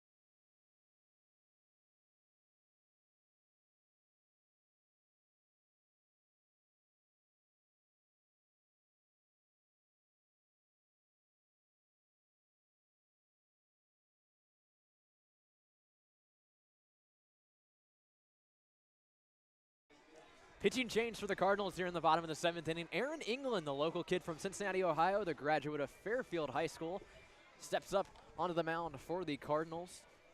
The freshman left-hander trying to keep the Bearcats off the board. Bearcats still hold a 10-run lead over the Cardinals. A long, cold, and wet game that we're just pulling through. This is where boys become men, you know? Moments like these, if you can't survive a cold baseball game, you can't survive nothing in life. I'm becoming all motivational now. This is duality of man right here. Cal Stefsick 0 for 2 on the night. Steps into the box, ready to face England. England sets on the mound. Delivers the pitch. Outside. 1-0 count. I think that was a strike. I don't know. I think that one might have hit the zone. I think someone wants to get out of here. I love baseball. Baseball's my sport. Is it now? No. Never. England sets to the mound. Sepsic awaits the pitch. Fouled off right back at us. 1-1 count. Look, it's not that I don't like baseball. It's just the time management isn't enforced. There's no way this game should take 3 hours. I would really appreciate it if one of these heaters they have set up on somewhere around the concourse was wheeled over here. That's what I'm saying. Like, but it's okay. They don't show us no love. Sepsic in the box. The kick. Misses low. 2-1 count. Is that hot chocolate free? That one guy wants it to be. So it was, I hope. It was not. You had to pay for that? Yeah. Jeez. This is why you're It's the goat, unfortunate. man. It's unfortunate. Here, I'll replenish you with a hot dog. How about that? I'm going to pass. England, the pitch. I know. You got to be the first person to deny a free hot dog. At least how much did it cost? The hot chocolate? Yeah. Like $3. $3. I'm going to get another one. You want to get another one? That was good, man. The kick from England. In the zone for strike 2. Full count to Cal Sepsic. Nobody down. Bottom of the 7th inning. Bearcats lead 12-2 over the Louisville Cardinals. 191st meeting according to Cincinnati. 186th meeting according to Louisville. That's some sickos committee type stuff right there, right? Really should shout them out on Twitter and show them this. Someone's lying. England kicks the pitch just outside. Walks him. That's strike 3. In between innings, I might tweet at Sickos Committee to figure out the info here. Well, I'm looking at the worker. He's got a bunch of free hot dogs. He's just handing them out, I guess. Don't look at me. Don't look at me. Don't But look at me. Tommy O'Connor's going to step into the box. Another chance at the plate. O'Connor 0 for 4 on the night. 4 strikeouts. Trying to get on the board for the first time today. It was our choice. This game would be over with a run roll, but we continue to play.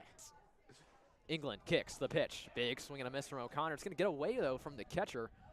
Advancing to second is Cal Sepsic. Mowry couldn't quite corral it behind the plate. So the wind is continuing to do damage on me. See, no matter what it is, rain, snow, it's the wind that's always the X factor. The wind is what makes the bread the butter. They came out differently. You get my point. The wind is what makes it worse, all right? England's pitch to O'Connor. Outside. Ball 1-1 count.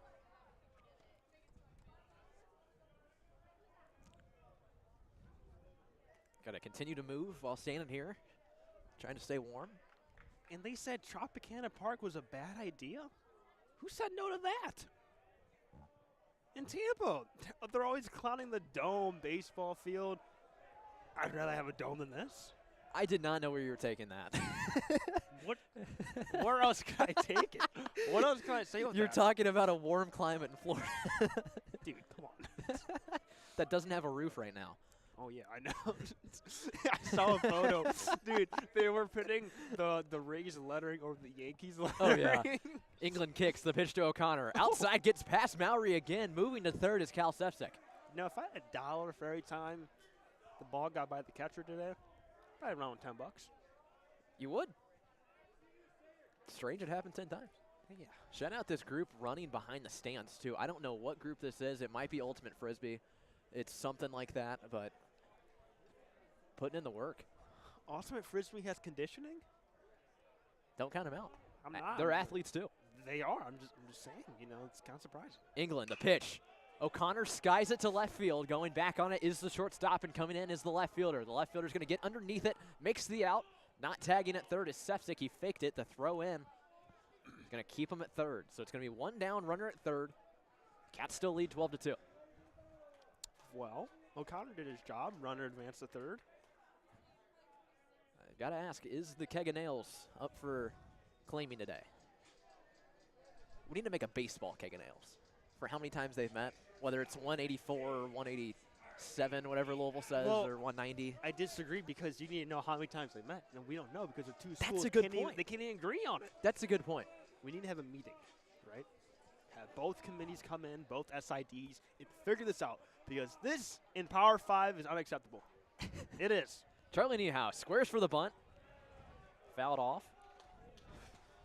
True Bishop ball fashion. It's the Bearcats lead by 10 in the 7th inning. Still going to try and bunt them to run home.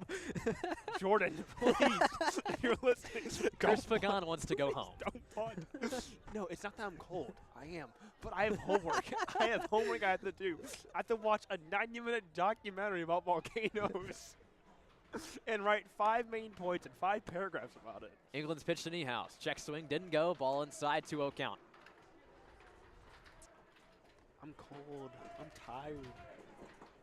What is this? They're taking the trash out or something behind us. It's chaos here at Please, UC Baseball Stadium. Take me. Take me. Oh, that wind is not nice. As England sets on the mound, 2-0 count. Niehaus waits on it.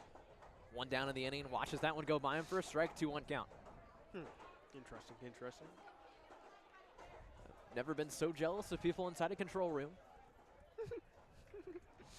You know, we had that treatment on the, I forget what game it was. It's so cold, I'm coughing. England kicks the pitch to Niehaus. Big swing and a miss, 2-2 count. I think it was the Vanderbilt lacrosse game. I was running Bug, and I was so grateful because they're swapping out cam ops. It was one of the coldest games that they've ever broadcasted, I think. And I was like, thank God I'm in this control room. England on the mound, sets the pitch. Swing and a miss from Niehaus. He's going to go down swinging, 2 down in the inning. Runner stays on third. That runner is Cal Sefcik. Donovan Ford's going to come to the plate. Chance to knock him in. It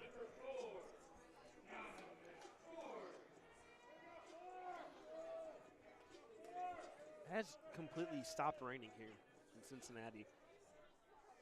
Ford 2 for 3 in the night. Trying to improve on that.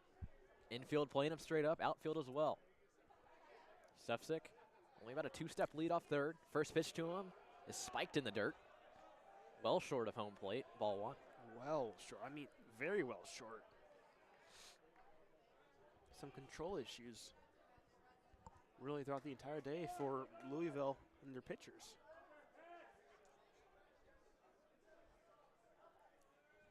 Ford re-enters the box. Back on the mound now is England. England kicks. Fouled off by Ford. Good snag in the dugout by the Bearcat. At what point does Coach Jordan Bishop decide, hey, I'm going to go with my reserves? You know, I think my stars have played quite a bit. Or is it like foot on the gas, pedal to the metal? It is very impressive that the Bearcats have not gone to their bench. I mean, Carrington Cross is on the on-deck circle. Big swing and a miss from Ford on that one. 1-2 count. 2 down. 1-2 count, as I mentioned, to Ford. Runner on third is Cal Sefcik. Top of the lineup due up next. Aaron England trying to escape this inning, unscathed. See if the Bearcats can hold on to their 10-run lead. Misses just outside with the 1-2. It'll count, go deuces wild on the board. 2-2 count, 2 outs. I thought the umpire's going to give the strike. You notice how whenever it's a ball, he'll look over and almost like put up his fingers like this? Look at him. It almost looks like he's going to give a strike. England, long look, sets. England kicks, delivers. Line down the left field line, but foul. Now, I might need your help here. I'm trying to think of a joke to use with the last name England. England is my cité. Not the one I was going to go with, but that is one. Hey, I'm going to England in 2 months. Look at you. I'm trying to catch a game. I think looking at Man United. Well, look at you. As England sets on the mound, ready for the 2-2 once again. Ford awaits, swings, fouled the same spot. We'll do 2-2 once again. England. What about fish and chips? Spud. He spud it into the ground. Are you a Spud man or a Spud Bros guy? Spud Bros. Spud Bros is the way to go. England sets on the mound, kicks. The 2-2, fouled off again from Ford. He stays alive. Ford battling. to continue this at bat with 2 down in the inning. The transfer, Division II Newberry. As you mentioned earlier, the all-time career batting average leader at the school. It's crazy to think about, but congrats. Ford gets back in the box. England kicks on the mound. The pitch. Fouled away again. 4 straight foul balls for Donovan Ford. He stays alive.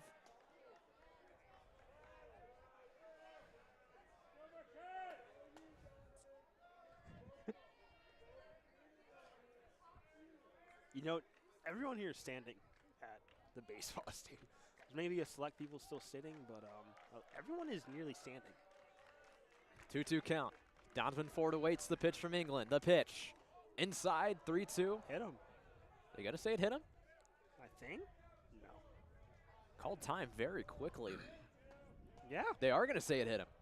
No? No. What? Ball. They're saying ball. As in a new ball. 3-2 count, full. A mess at home plate. A mess in the weather today. You got to continue it. All right, this dude has like 6 hot dogs coming my way. Hold on now. England sets on the mound. Kicks. The pitch. Misses outside for ball 4. So the Bearcats continue this bottom of the 7th inning with Carrington Cross coming up to the plate. I haven't said this in a while, but here's an opportunity to drive in some more runs. You have runners on the corners, 2 outs. Your best hitter is at the plate in KC. Carrington Cross, get it? 3 for 4 today. Bats 430. Keep applying pressure. You know? Carrington Cross, 3 for 4 in the night. Home run, double. Pitch from England. Big swing and a miss on that one. Carrington was trying to get another one out of this park. I don't blame him.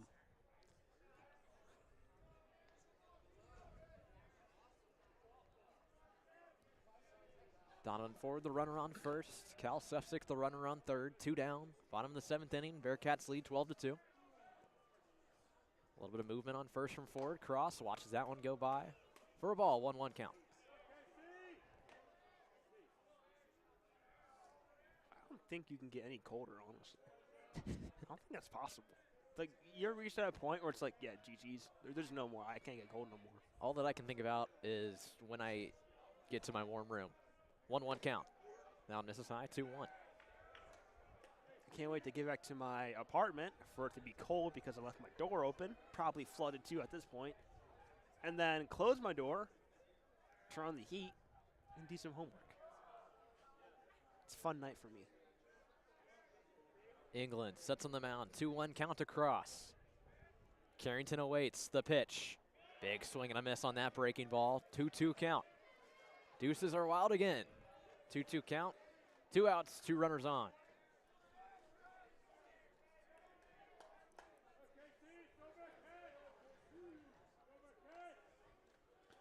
Well, we thought this would be a high-scoring game, just in the opposite direction.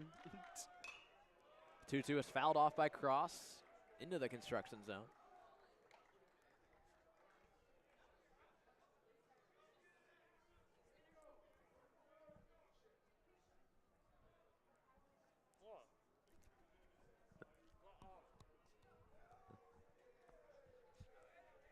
England ready to step back on the mound. Cross back in the box.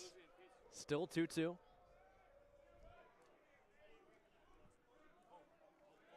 Check over at first at Ford. Chris is bargaining to try and get a hot dog bought for him.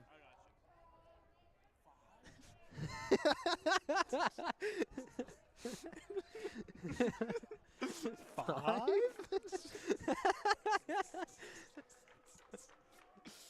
Oh, my God. England, the pitch. Misses outside, full count. If Carrington Cross can draw a walk, that'll load the bases. You know, I think I found a joke. England, he's missing all these pitches. Like England misses the 13 Collins. Like England always misses the World Cup final. 3-2, swing and a miss from Cross. That'll end the inning. They convert. Harry Kane penalty. Harry Kane converts. So with that, the Bearcats take a 12-2 lead into the top of the 8th inning here on Bearcat Sports Radio.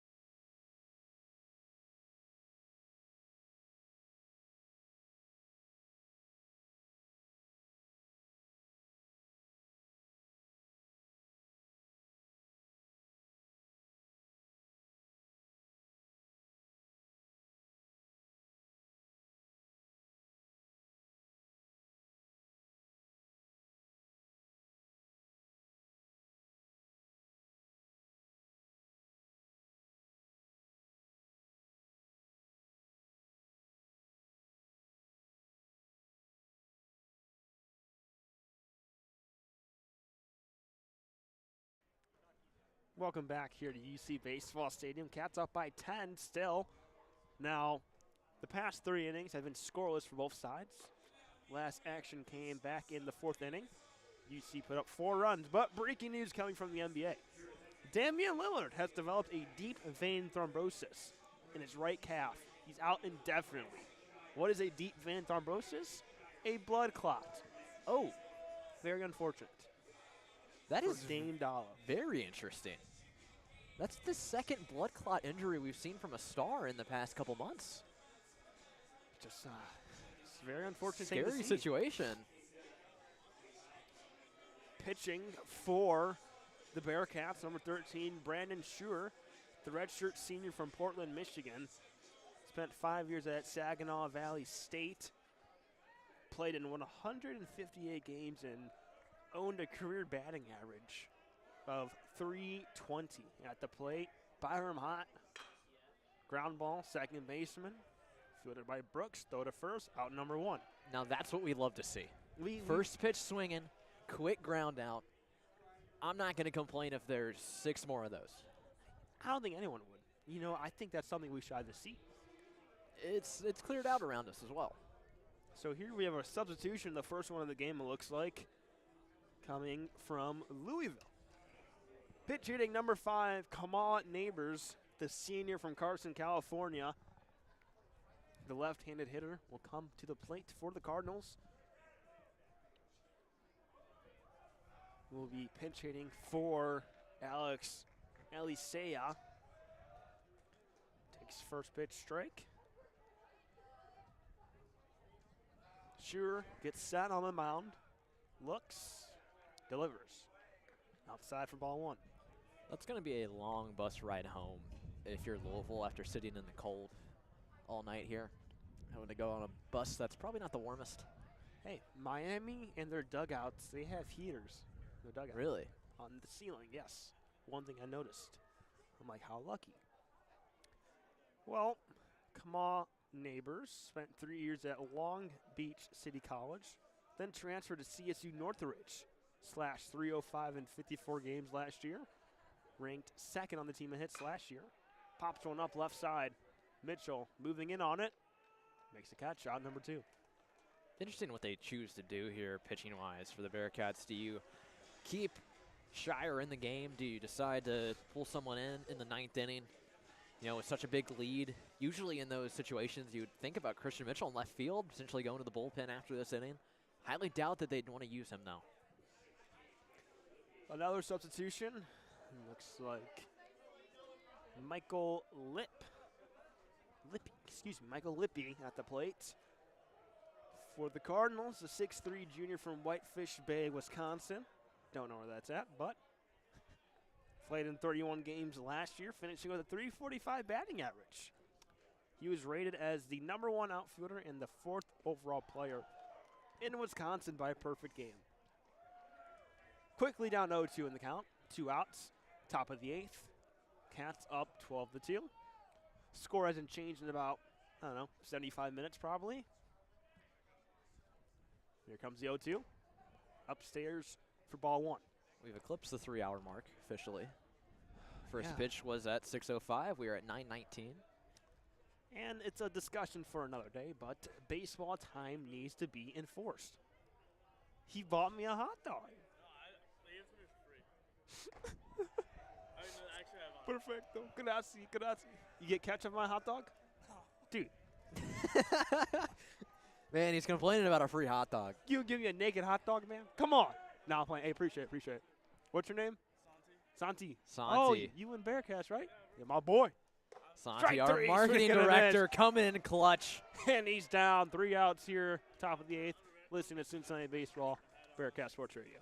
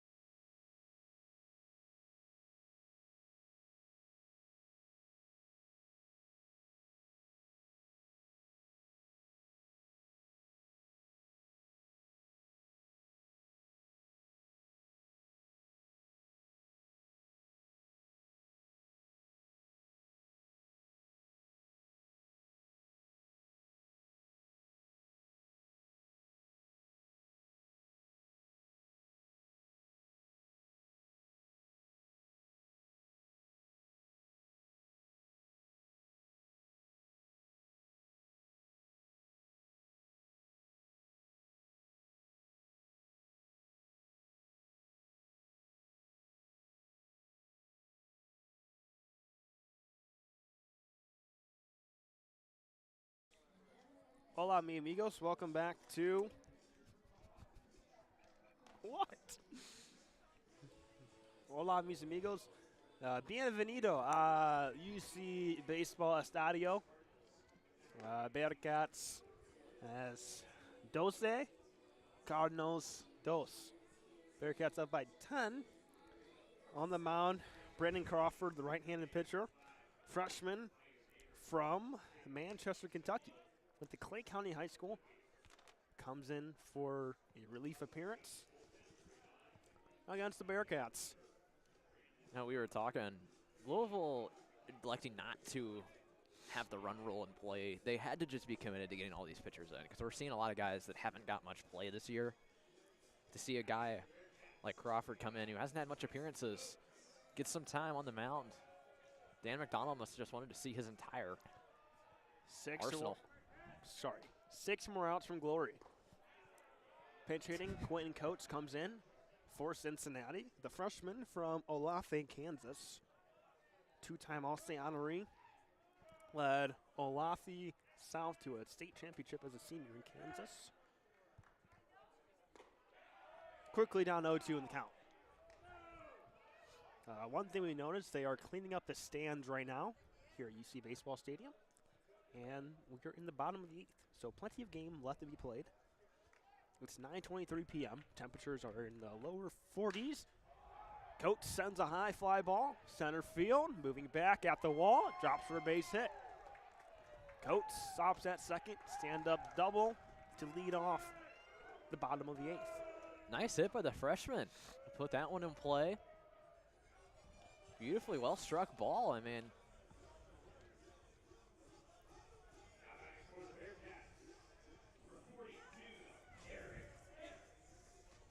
So here's Derek Pitts, the freshman from St. Louis, Missouri.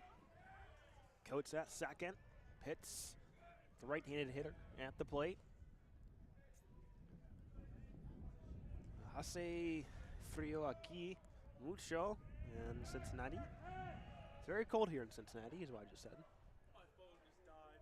Santiago's phone has died, unfortunately, in the cold. top 5 worst feelings known to man. Santi, he's broken out some Spanish here tonight. How much Spanish do you know? You're fluent? Ah, hola, mi amigo. Me llamo Christian. Hola. Hace frío aquí en Cincinnati. Sí, sí, sí, sí, sí. Frío. He's not wrong. Can you call the game in Spanish for us? We're on BCR Deportes. I don't think I can.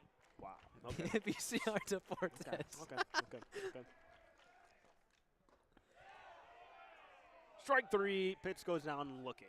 Maybe it was a sport I actually knew. Like, what was going on? Like, baseball. Coming in the fall, we have soccer Spanish broadcast coming to Bearcat Sports Radio. At the plate, Corey Klingenbeck. I would be down to cast, like, soccer. You know who does that is Arizona State has Spanish student radio. Dude, what? I'm not lying. They have We Spanish gotta get our game up, bro. They have Spanish broadcasts of some of their games. And Kyler Messi, golazo. Can we get? You ever see those like Arabic soccer broadcasts? Those are hilarious. They're so good. The Arabic soccer broadcasts. You don't even know, like, the Italian ones, bro. The Italian Dude, I'm being the AC Milan this inning. Perfecto. Klingenbeck at the plate. 1-0 in the dirt. Oh no. Going to third. Safe. He did not make that. I think I think we could all agree that a review is totally necessary there, Dan McDonald. Please help us out here. I think the stat broadcast crew gave up. Hasn't updated this inning. It's updated for me. Oh, wait, now actually, no, it hasn't. has not. They have. So our stat broadcast crew has given up, hasn't updated Swing and a miss. by Klingenbeck. So I low-key forget who's at third. It's not on my, oh, it's Coates. I knew that. 1 out, bottom of the 8th. Crawford at the plate, on the mound, excuse me. Klingenbeck at the plate. Redshirt senior from Cincy. In the dirt once again. Hey, another ball in the dirt. That's another dollar to my name. Call me Champagne Wayne. Saw him today in class. Ain't that right? 3-1 for Klingenbeck. Listen, I'm approaching hour 12 on campus today. Bro really logging 10 to 10s on campus. Outside, ball 4. Runners on the corners for Cincinnati. Coming into the plate, number 9, Maxton Pollard. The redshirt junior from Frankfort, Illinois. He spent 1 year at Southeastern Community College, then transferred to Western Illinois, where he hit .325 last year. For the Huskies? Right? No, that's Eastern Western Illinois. Illinois is the Leathernecks. What is a leatherneck? Bulldog. Why not just say bulldog? They go by the Leathernecks. See, it just... So a leatherneck technically is a military term. Do you want to know? I know this because we played Western Illinois in women's basketball, and I called the game, and I looked it up mid-broadcast. Interesting. So Good to know. Good Yeah. to know. their mascot is a leatherneck, but it's just a picture of a bulldog. So People want to be different all the time, huh? Be different. oh, it's cold. Palat at the plate, Klingenbeck at first, Coates at third. Crawford on the mound. Our staff broadcast crew not providing us anything. So we're gonna go old school. Right? We're going old school, aren't we? So let's get someone this. Oh no.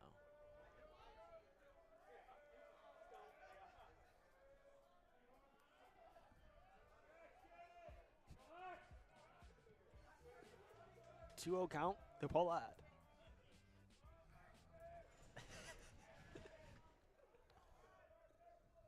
There's a pitch. Strike one. Strike one for Palat. You know, Dan McDonald is walking outside the dugout for some reason during that pitch. I looked over, and he's walking along the dugout on the outside. I don't know what the deal was with that. It's But probably cold like us.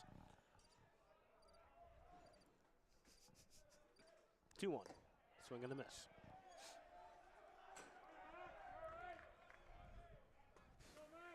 2-2 count, 1 out for Palad, bottom of the 8th. 12-2 is our score here in Cincinnati. It is 9:30 p.m. East time. Lights are on. It's dark. It's cold. Foul ball. Hot chocolate is gone. Hot dog devoured. You know, I really wish that Justin was on this game. He would be complaining. he would have loved the 6. When he heard there was no run rule, he would have been home by now. Dude, what? Dog, no way. Oh. Oh, that didn't help. Stat broadcast crashed the site. Strike 3, goes down looking. 2 outs. All right. So stat broadcast says, oh, snap. Something went wrong while displaying this page. Oh, we're back, baby. We're back. Are we back? I think stat broadcast gave up. Now we're back into it. Still but has not updated. Well, not my problem. At the plate, Dawson Hocuff, redshirt senior from Edmond, Oklahoma. You know, Chris, a lot of talk today about your frosted tips. You know, we got to give a big shout out to Justin. The last highlights, year. first of all. Yeah, highlights. Second of all, he copied me. Outside ball one. Waiting for Justin to break out that look again randomly. Hoping it's coming soon. Got to press the huzz. Where has this game gone? Shout out our club lacrosse team for practicing in these conditions. A lot of respect for them. As they run across the fields at Sheekley Lawn out in left field. Ball 2. All right, runners on the corners, 2 outs. Cats up by 10, bottom of the 8th. We're cold. And it's dark outside. Mucho perfecto. Hocuff at the plate, the lefty. Bat on his shoulder, knobbing. Gets by the catcher. Drops it, ball 3. Dare, might we say it, a potential another bases loaded for Cincinnati scenario.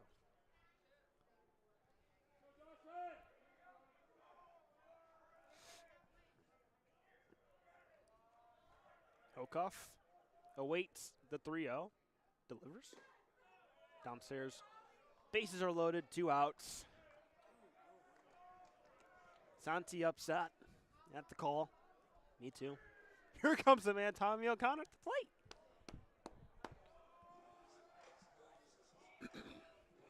So, Hey, Tommy O'Connor, I believe has 4 strikeouts and a flyout on the day. He's 0 for 5. If there's anyone that's due in the world of baseball right now, it's Tommy O'Connor. He's 4 for his last 28. He is due for another bomb off of Fifth Third Arena. That would be pleasant. In the dirt for ball 1. Tommy O'Connor, 0 for 5 today, as you mentioned. Started his batting average at 250, dropped down to 236. Has 4 home runs on the year for the senior. Gets set, the lefty hitter. Left foot on the edge of the box. Right foot a little ahead of him. Planted. Bat swing. Here comes a pitch. Sends a high fly ball to right field. Pike moves under it. Makes the catch. Out number 3. We are through 8 here in Cincinnati. 3 more outs until we get to go home to some warm weather on Bearcast Sports.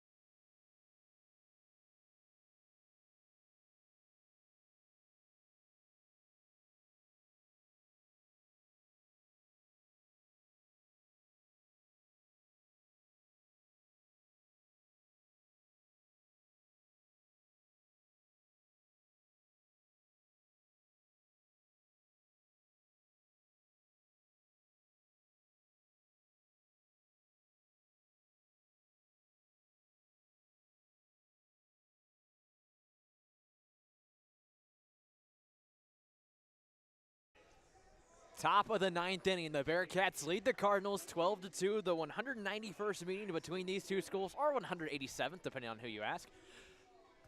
Bearcats trying to close out another one here. Trying to get back on the right track after a rough start to Big 12 play for the Bearcats. They came into today overall sitting at 12-11, trying to improve to 13-11. The Cardinals came in today 18-5 after a red-hot start to the season. They now are ranked 18th in the nation. Cardinals have 4 top 25 wins to start off the year. Bearcats looking for their first top 25 home victory since defeating Oklahoma here last year. Well, what stands out to me is what will all likely be a loss for the Cardinals. They're now 3 for the last 7. 3 for the last 7. After starting off red hot, 60-2, they are 3 for the last 7, right? Even though the conditions we've been in for the past couple hours, you can't take away on what an impressive game it was for Cincinnati. You know, at the end of 4, you're up 12-2 against an 18th ranked team in the country in Louisville. It's an impressive performance. You limit the Cardinals to only 4 hits and 2 runs. That really says something. And there's obviously a lot of conditions that played in that, but overall, this would be a great win. For Cincinnati. Zion Rose up to bat for the Cardinals. Still has not registered an at-bat today. 0 for 0. First pitch to him. In for a strike. Hit by a pitch, reached on an error. Reached on a fielder's choice. So a couple times on base. Still no credit for it. Rose awaits the 0-1 pitch from Horst. Horst kicks. The pitch outside, 1-1. You know, if you're the pitcher here in Horst, you know, you're just thinking that 1, 2, 3 inning. You know, that's all you're thinking about. The 1-1. Don't know where that missed, but it did. 2-1 count. Well, let's take a look at a review system of Stat Broadcast and TrackMan, and your TrackMan is not updated. Yep, not surprised. 2-1, big swing and a miss. 2-2 count to him. This feels like the World Series. You're almost there. You're almost there. 2-2 count to Rose. Cats lead by 10. Top of the 9th inning. Horst. Cincinnati, Ohio. Into his windup. Kicks the pitch. Lined into center field. Ford going back on it. Donovan Ford gets underneath it. Makes the catch. 1 down in the inning. Great play right there by Ford. You know, he playing normal distance right there. But, yeah, head coach Jordan Bischel's coming out. Interesting choice. And Horst is done.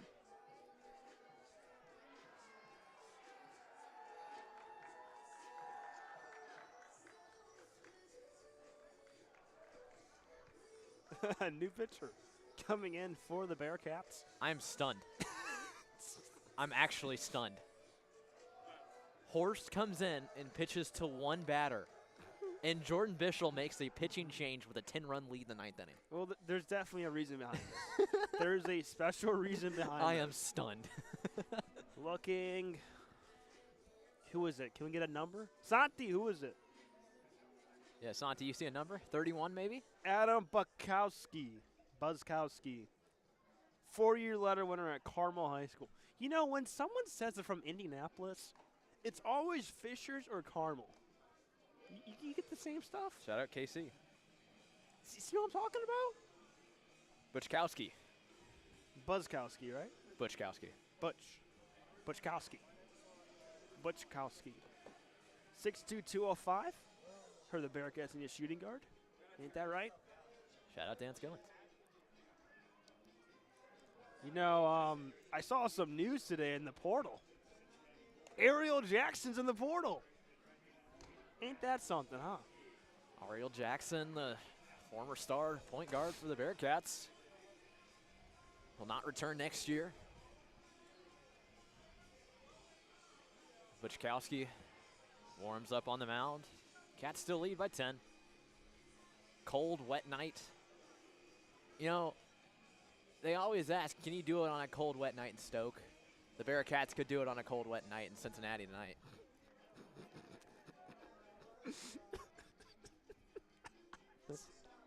Stop, man.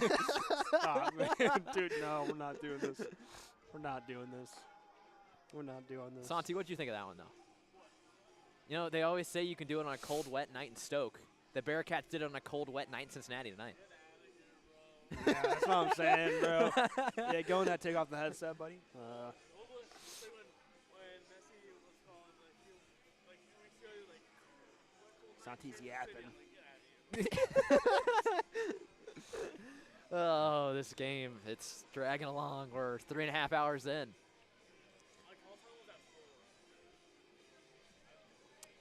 All right. 1, 2, 3, 4, 5, 6, 7, 8, 9, 10, 11, 12, 13, 14, 15, 16, 17, 18, 19, 20, 21, 22. I count 28 people in the crowd right now. Chkowski 29. sets the mound and ready to resume play. First pitch, line down the right field line. It is fair. A single is going to get in. He's going to try for 2. It's in the corner. Monroe, the one-out double.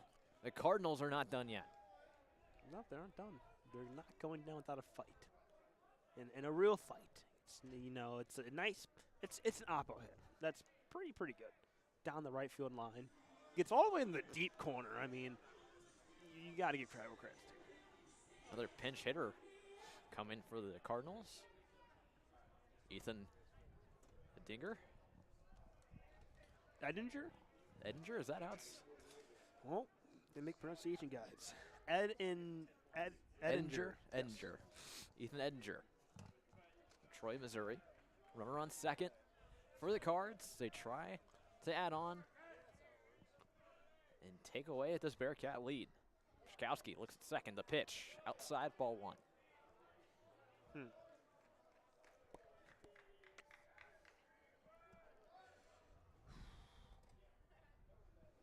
Wind's definitely calmed down a lot compared to what it was at like 5 o'clock. It's still whipping. Chkowski way outside. Ball 2, 2-0.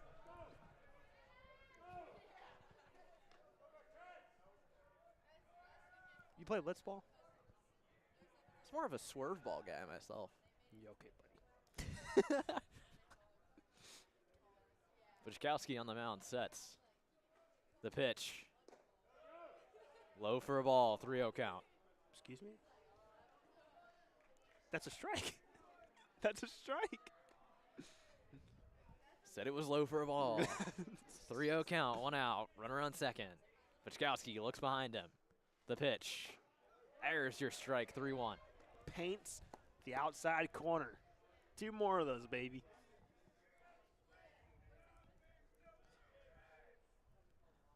Chkowski back on the mound, sets the 3-1 incoming. Edinger awaits. The pitch, that's in for a strike. The count goes full. Same spot. Same spot. Hit him with that breaking ball. Get that slider outside and make him chase for it. 3-2-1 on the scoreboard. Runner on second. Top of the 9th inning. Cats lead by 10. Chkowski looks back. The 3-2. Swing and a miss. Got him swinging. 2 down to the inning, and the Cardinals are down to their last out. Well, what do you do on 3-2-1 Tuesdays? You buy.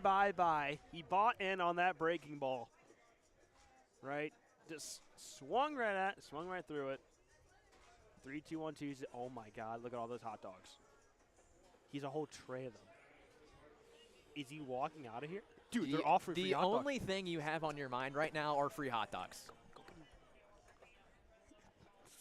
Cardinals down to their last out. Bearcats try and close this one out. George Baker, the pinch hitter for the Cardinals. This dude has all of them. Baker, lines one into the Cardinal dugout.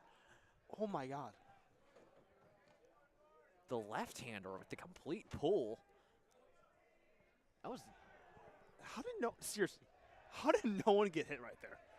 I swear it looked like that was going to hit somebody. 0-1 to Baker. Chkowski pitches. That one's lined to the left. Another one. Dangerous one in the crowd that time. 0-2 hold to Baker. Cardinals down to their last out. And last strike, rather.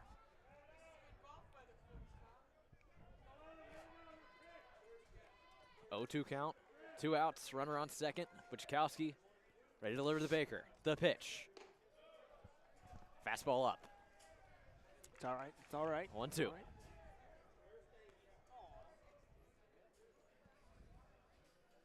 Butchkowski back on the mound. Chance to end this one. Give the Bearcats their 13th victory of the season. The pitch outside. Deuces once again are wild. 2 balls, 2 strikes, 2 outs. Runner on second. Top of the 9th inning. Cardinals down to their last strike.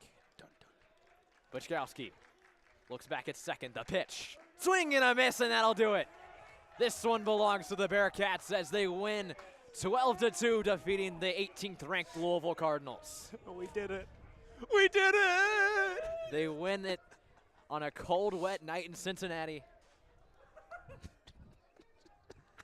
And that's going to do it from us here at UC Baseball Stadium. The Big Hat's on the field. The Bearcats win. Awesome. Signing off here from UC Baseball Stadium for Aiden Riggs and Chris Pagan. Thank you for listening to Bearcat Sports Radio.